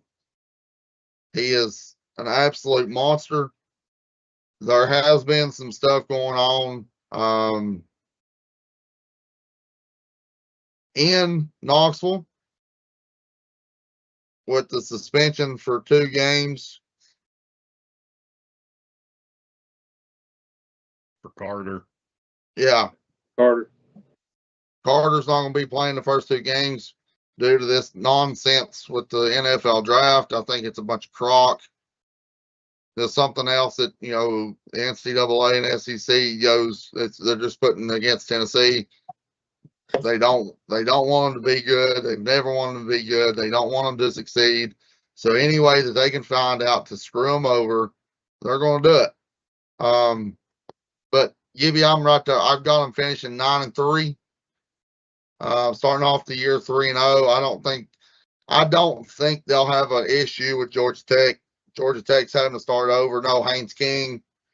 Yeah, they do have a good running back now in the backfield, but I see Texas coming in to Neyland and getting a win. And then I got them rolling off 5 dubs in a row. And then going, I'm right there with you, back-to-back losses to A&M and LSU. And then they go into Nashville after that awful game that they played against Vanderbilt last year. And I see them putting up big numbers against that Vandy defense. Vandy's going to have, you know, no Pavia. Don't have to listen about Pavia every week from Raymond. It's going to be nice. Pavia was good, but where's he at now? Did he get drafted? No.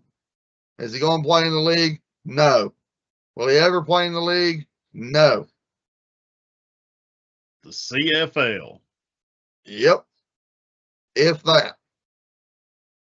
So,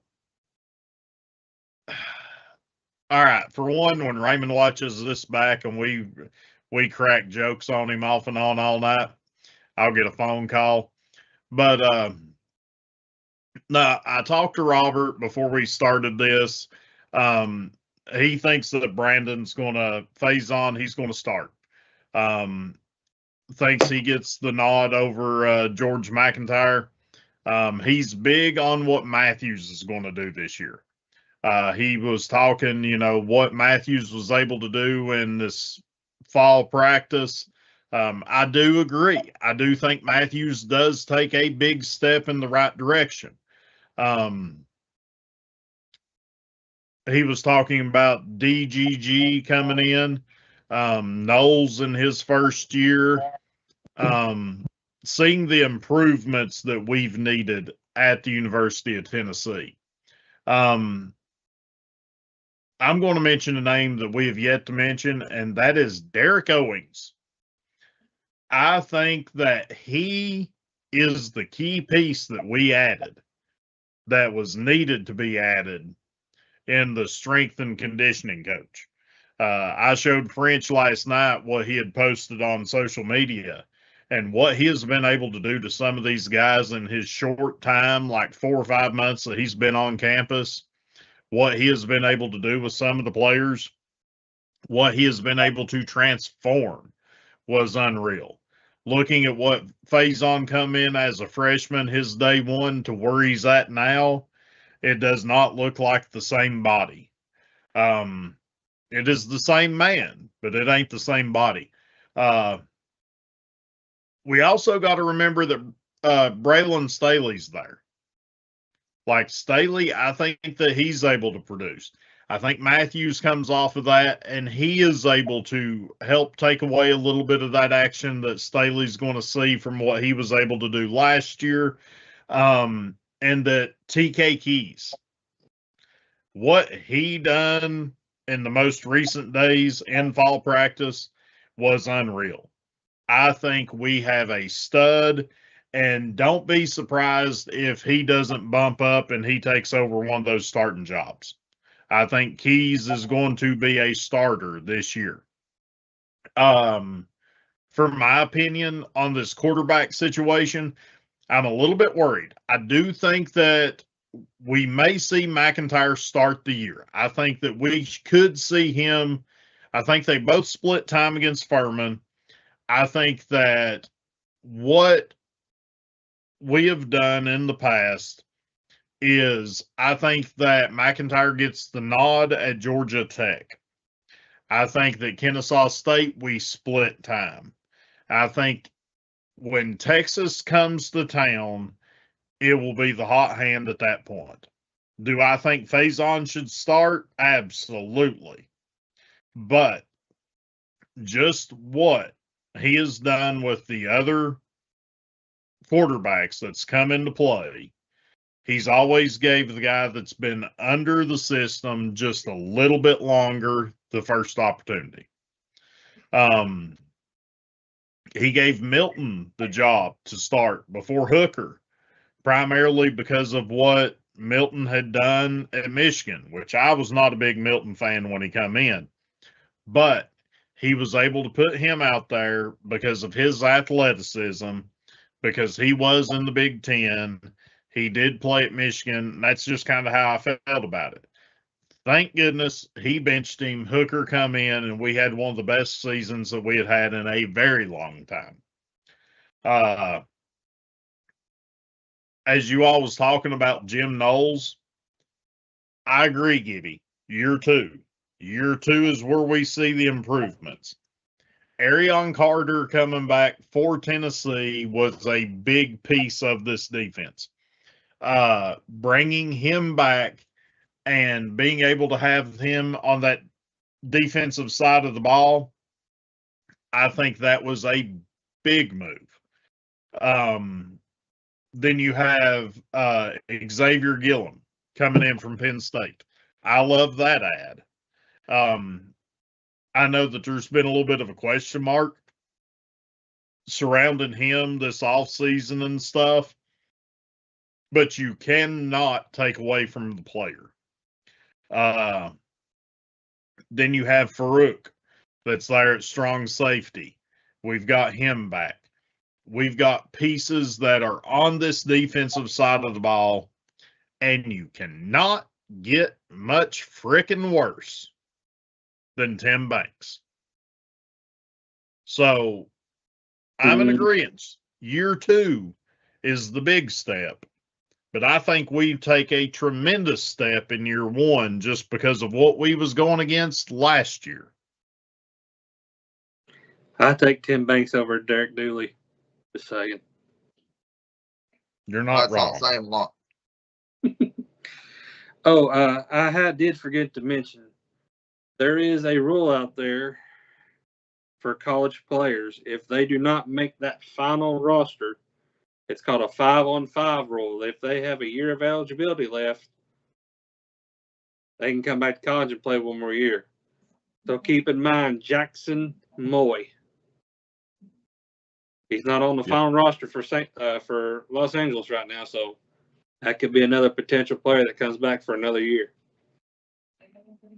As long as he ain't suspended for two games because he had a $475 ticket to the draft. Yeah. So, me, I'm never high on my Vols. I will by far say that they're going to lose this damn game when everybody else is saying they're going to win.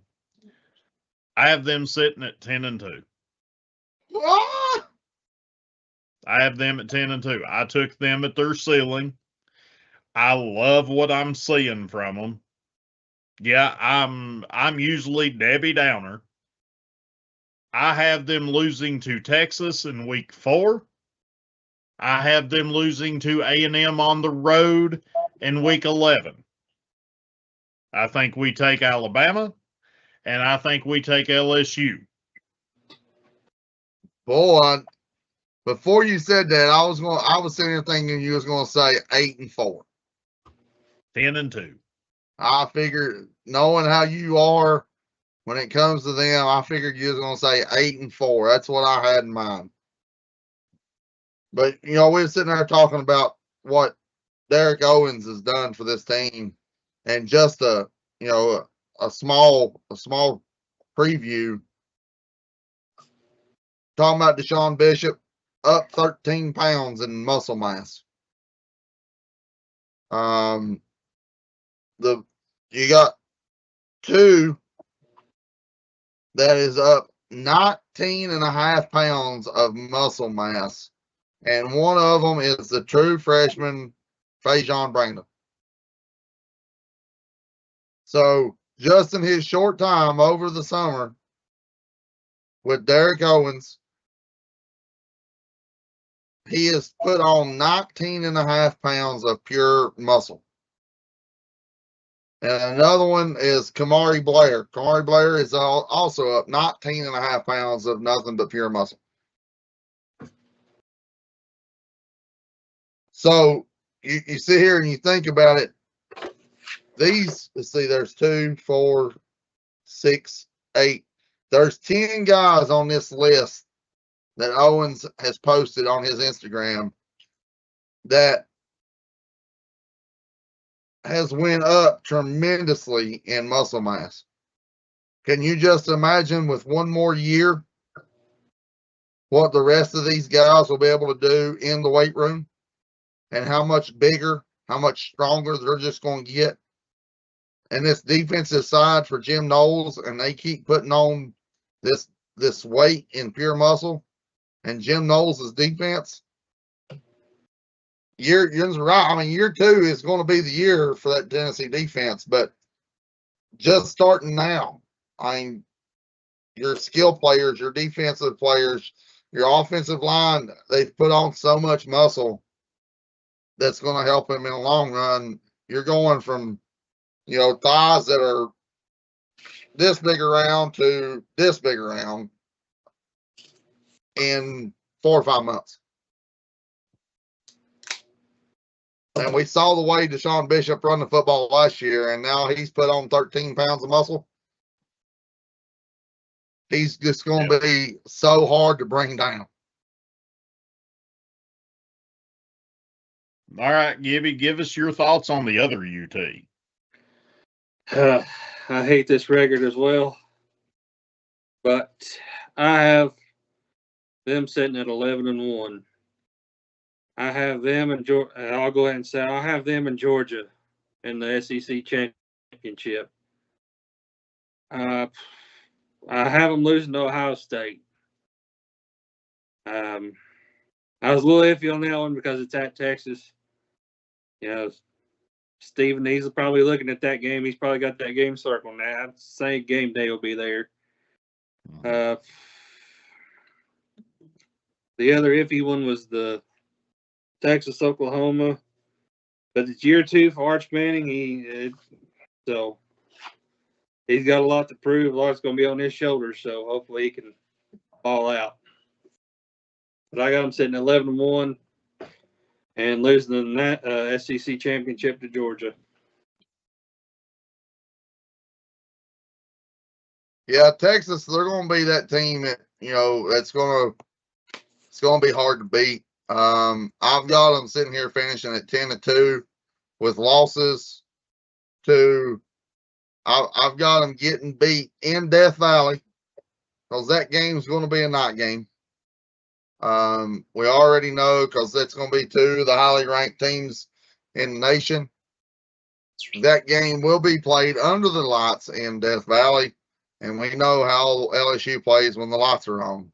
And the other loss, I've got them, as bad as I hate to say it, I've got them getting beat by Ohio State at home.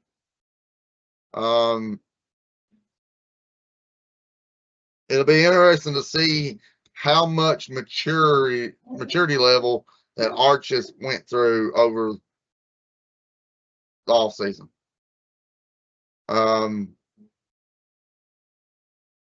We saw the way he ended the year. He started looking better and looking like a Manning. But the way he started out, I still will not forget the comment that Peyton said after one of his games when he asked, I don't know who that kid is. He's like, I think that was the game he threw 3 picks. And Peyton's like, I don't know who that kid is. He ain't related to us. But you sit here and you look at Texas, they've got 3 players that has earned a spot on the Lombardi Award preseason list. They do bring back Rasheed Biles, left tackle Trevor Goodsby, and edge rusher Colin Simmons. Colin Simmons is one of the best edge guys in the country. You look at it, he's a third-year edge guy. He started all 13 games last year. He tabbed all SEC first team on the coaches list. He finished with 15.5 tackles for loss. So that, you know, that's not just tackles. That's just 15.5 tackles for loss. He had 12 sacks, 15 pressures, forced 3 fumbles, had a fumble recovery, and he led the SEC with 12 sacks and was 5th in the FBS.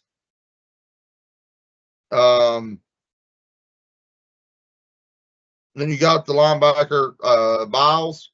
He's another one. He played 3 seasons at Pitt, transferred in, played in 31 games, started 19 in the 3 years at Pitt, earned a second team All ACC, made 10 starts at linebacker, led the nation with 1.7 tackles for loss per game.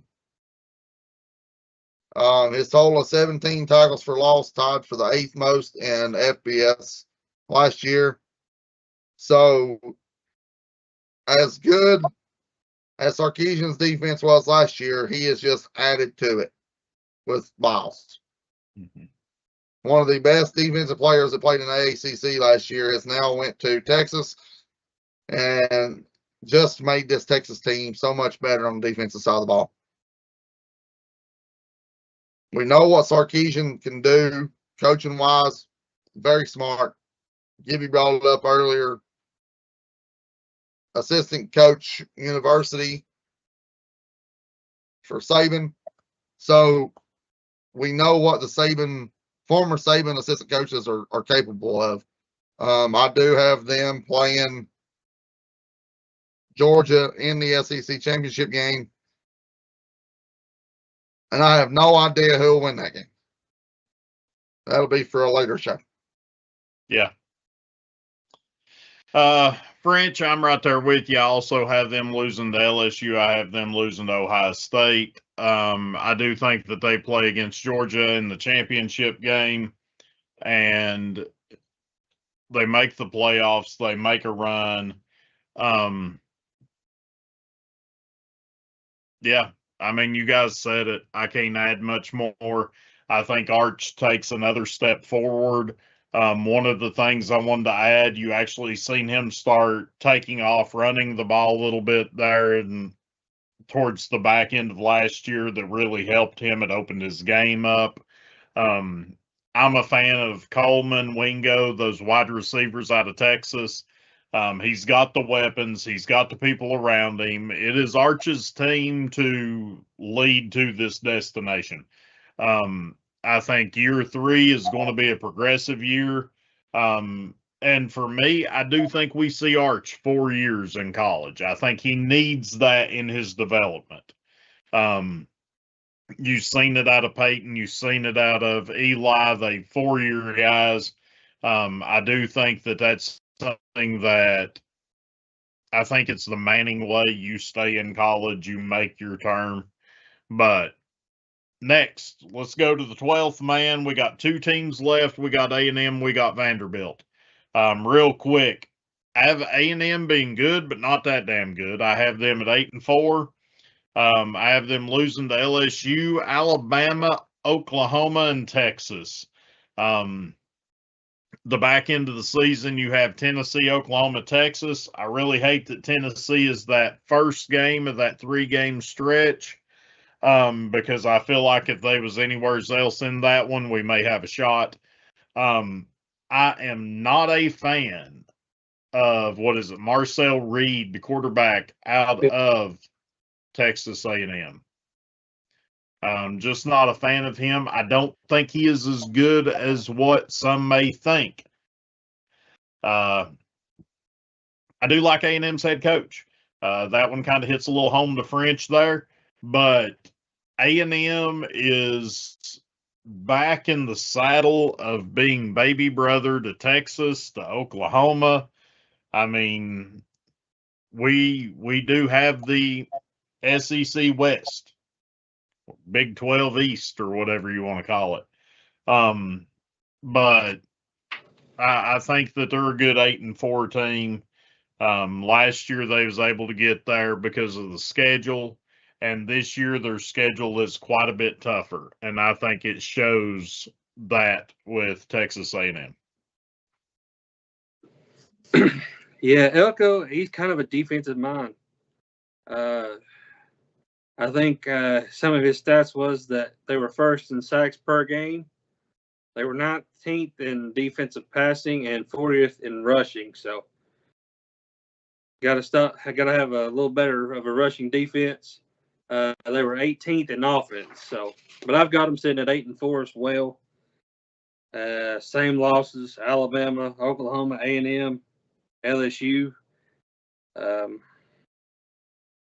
Maybe South Carolina can pull one out because they're looking at us, but I doubt it. But 8-4. Elko, I like Elko. He's a real good coach.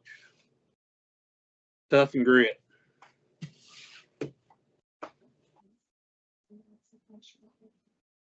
Yeah, I've got A&M finishing 9-3. I've got them starting out 3-0, getting beat on the road to LSU, and then ending the year with losses to Oklahoma and Texas. Yeah, I'm a big Elko guy. It hurt when he jumped ship and went to A&M from Duke, but I mean, we done fairly well when we brought in Manny Diaz, so it don't hurt me so bad. I like Marcel Reed. I think he's got a lot of potential, but he tends to make bad decisions. He does have a good receiver in Terry Bussey. You're looking at, the running game. You're going to be relying on KJ Edwards, who is a freshman. You also got a sophomore in Jamarian Morrow. A little cool stats. Marcel Reed's from Nashville, and Jamarian Morrow is from Memphis. So, we got a couple of Tennessee guys, out there in Middle Tennessee and West Tennessee that's down there playing for Elko and A&M.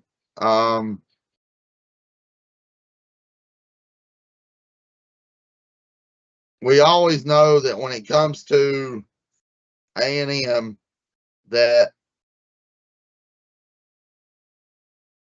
it's hard to beat them at home. Home of the 12th man is absolutely ridiculous when it comes to playing inside that stadium. So, Kyle Field is loud. They have trouble with cadence. They got to change their cadence up whenever they go in. I think, looking at their schedule, it's not bad. I think this year they kind of got away with the easy side of the schedule. Do have them pulling off the win against Tennessee just because that game is at home. Once again, going into Kyle Field, it's going to be something different. No matter who's the starting quarterback for Tennessee, Fajon's never seen something like this. McIntyre ain't seen nothing like this. This ain't like going into Alabama. This ain't like going into Georgia. This place is twice as loud as those two places. So I think Elko will be right there in the mix once again. There's a possibility that he pulls off one of them wins. Especially, I could see him pulling off that win against Texas just because it's that rival game. Yeah. Last team on deck here for the SEC, we got Vanderbilt. We got our brothers of the West. I have them at 3-9. You've got Jared Curtis as a quarterback that's on the board. You have Whit Muschamp, which is Will Muschamp's son, on the team. You do not have Pavia. Pavia is what led that team last year. Now, if Clark Lee goes in and he is able to do something with this team that he has, he will be proven to be one hell of a coach.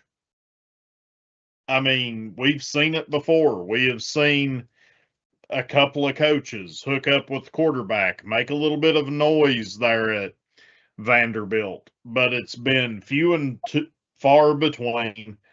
It has not been on a consistent basis. I really think that what we see here is a massive step back. Baby brother in the West takes it back home. They're 3-9. I do have them winning one game in the SEC, and that's against Arkansas in week 7. But they start off 2-0. Things look real good with Austin P and Delaware. Then, boys, it is one heck of a shit show the rest of the season.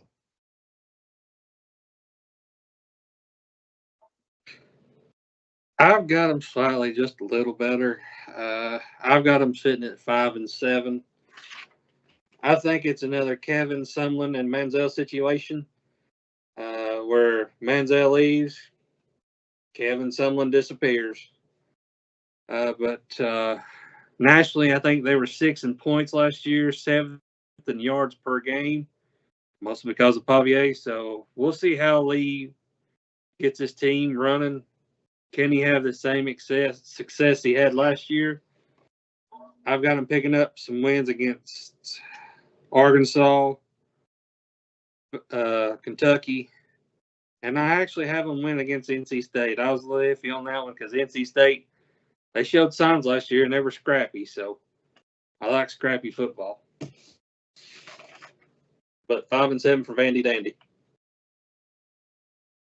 Michael, I'm right there with you. I got them finishing 3-9. Win the first 2, and I've got them. I don't have them beating Arkansas, but I've got them beating Kentucky. No Pavia. Clark Lee's going to have to start all over. Only good, in my opinion, the only thing good they've got going on is that tight end that they've got that transferred in, and Javonte Connor.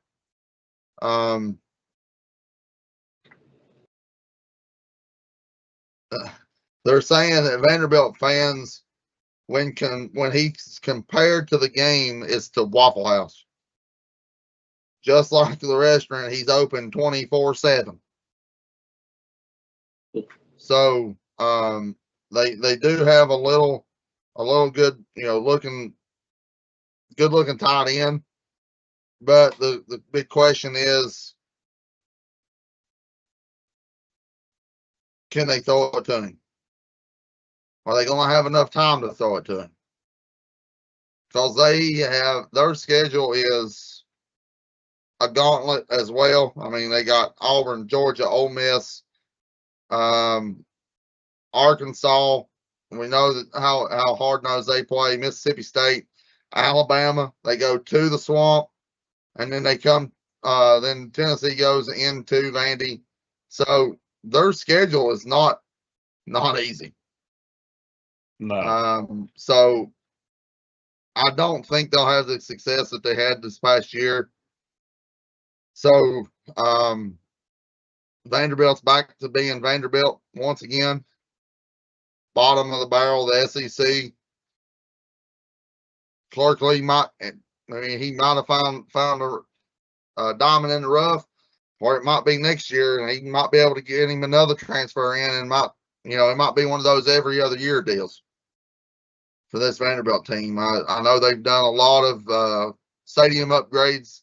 They've done a lot of stuff to make it better for the fans, especially now that they've had a good year.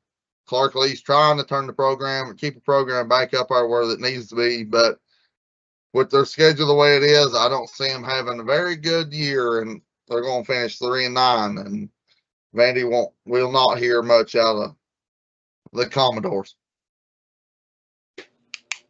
All right, guys. So moving on, we've already talked about our championship predictions.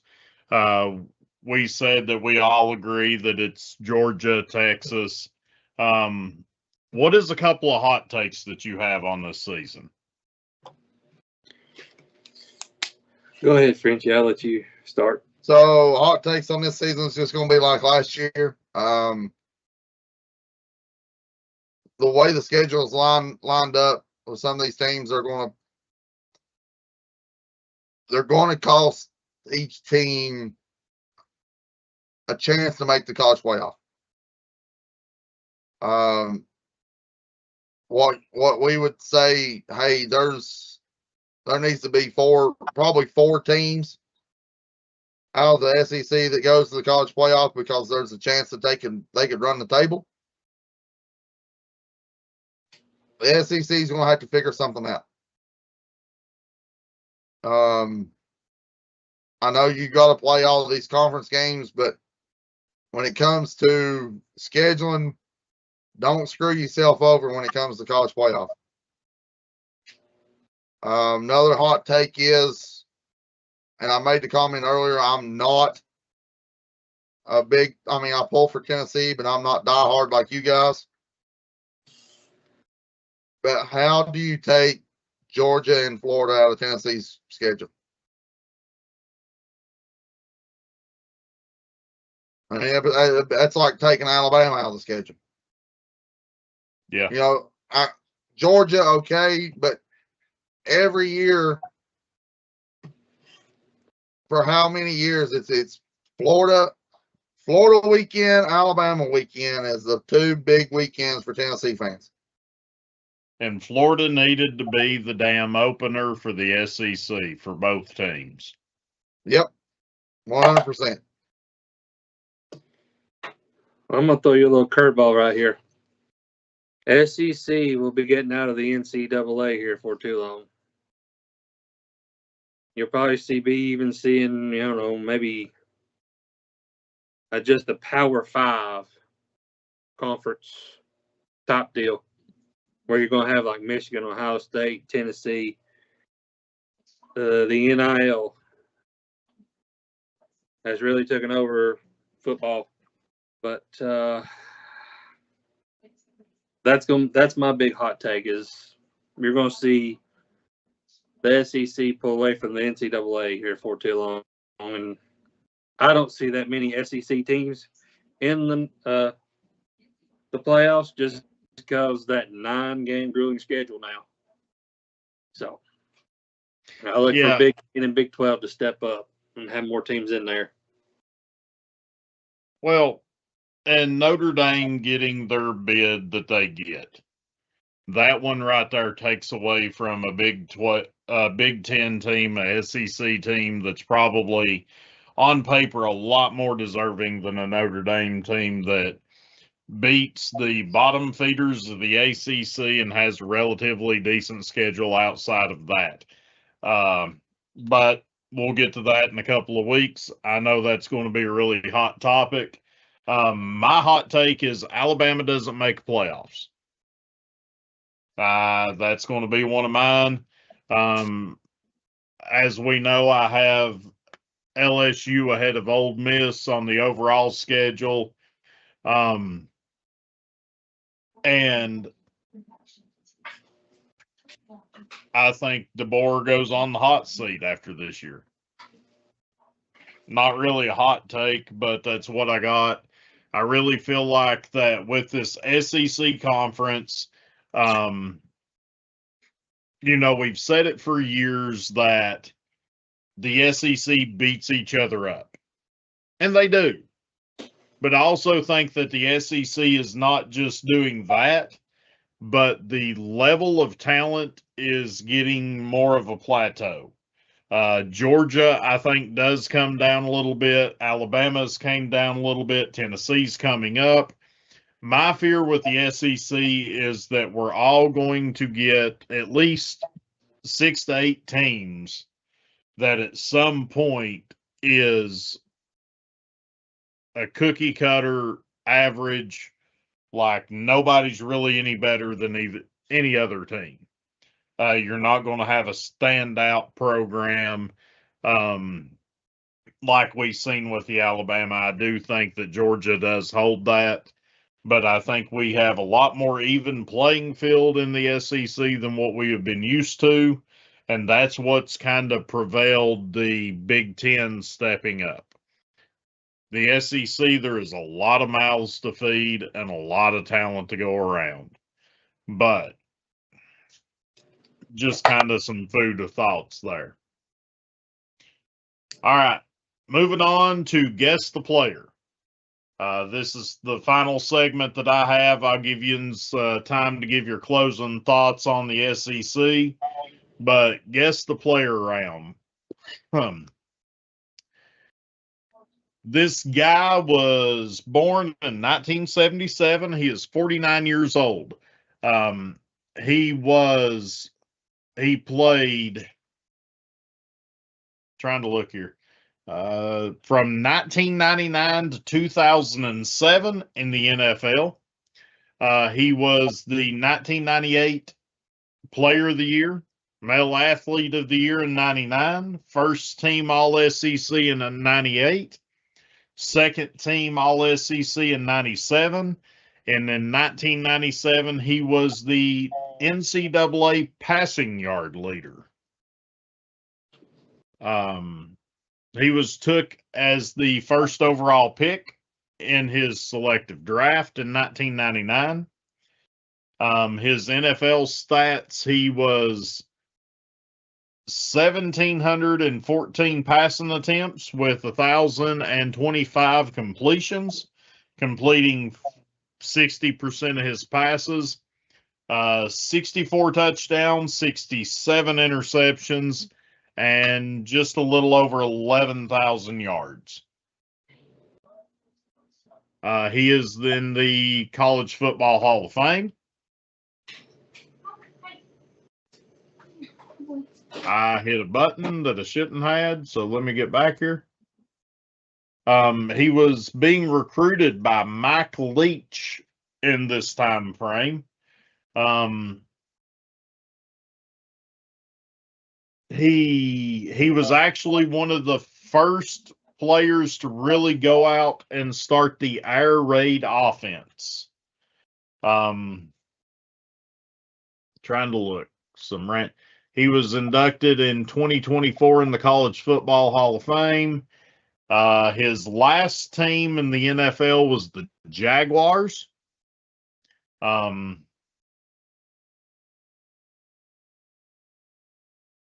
Sounds like Rick Grossman. Really good guess. I looked at him as that guy. Trying to give you a little bit more hints without giving you the school. It was either him or I think it was Palmer from Florida.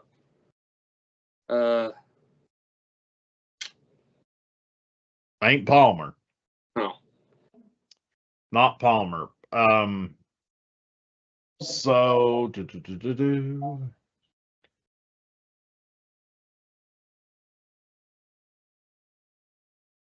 trying to think of the quarterbacks for the Jaguars is what I'm trying to do. During the 98 season, he led to 7 wins, including a win on the road against LSU. That was ranked number 21 in the country, and a spot in the Outback Bowl. He lost the Outback Bowl to Penn State.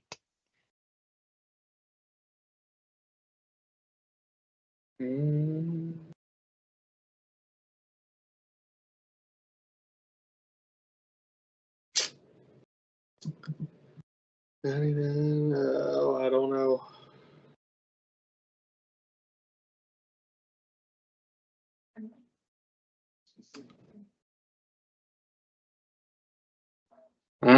I've lost that one. He's 6'4", 220 pounds. He is a quarterback. He is from Hayden, Kentucky. You weren't talking about Jared Lorenzo, would you? No. No, he's I a would little have bit gave later. you. I would have gave you a really, he had a really cool nickname. I'd have gave you that one. Yeah, that's a little bit later. Gibby. Yeah, okay.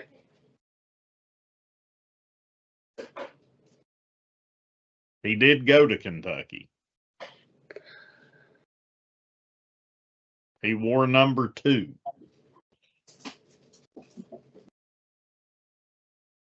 He got drafted by the Browns when they left Baltimore and then went back to Cleveland.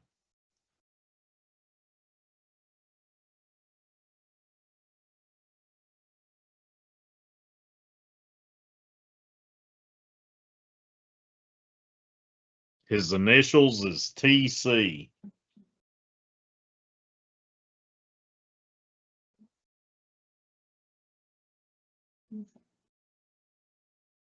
Huh.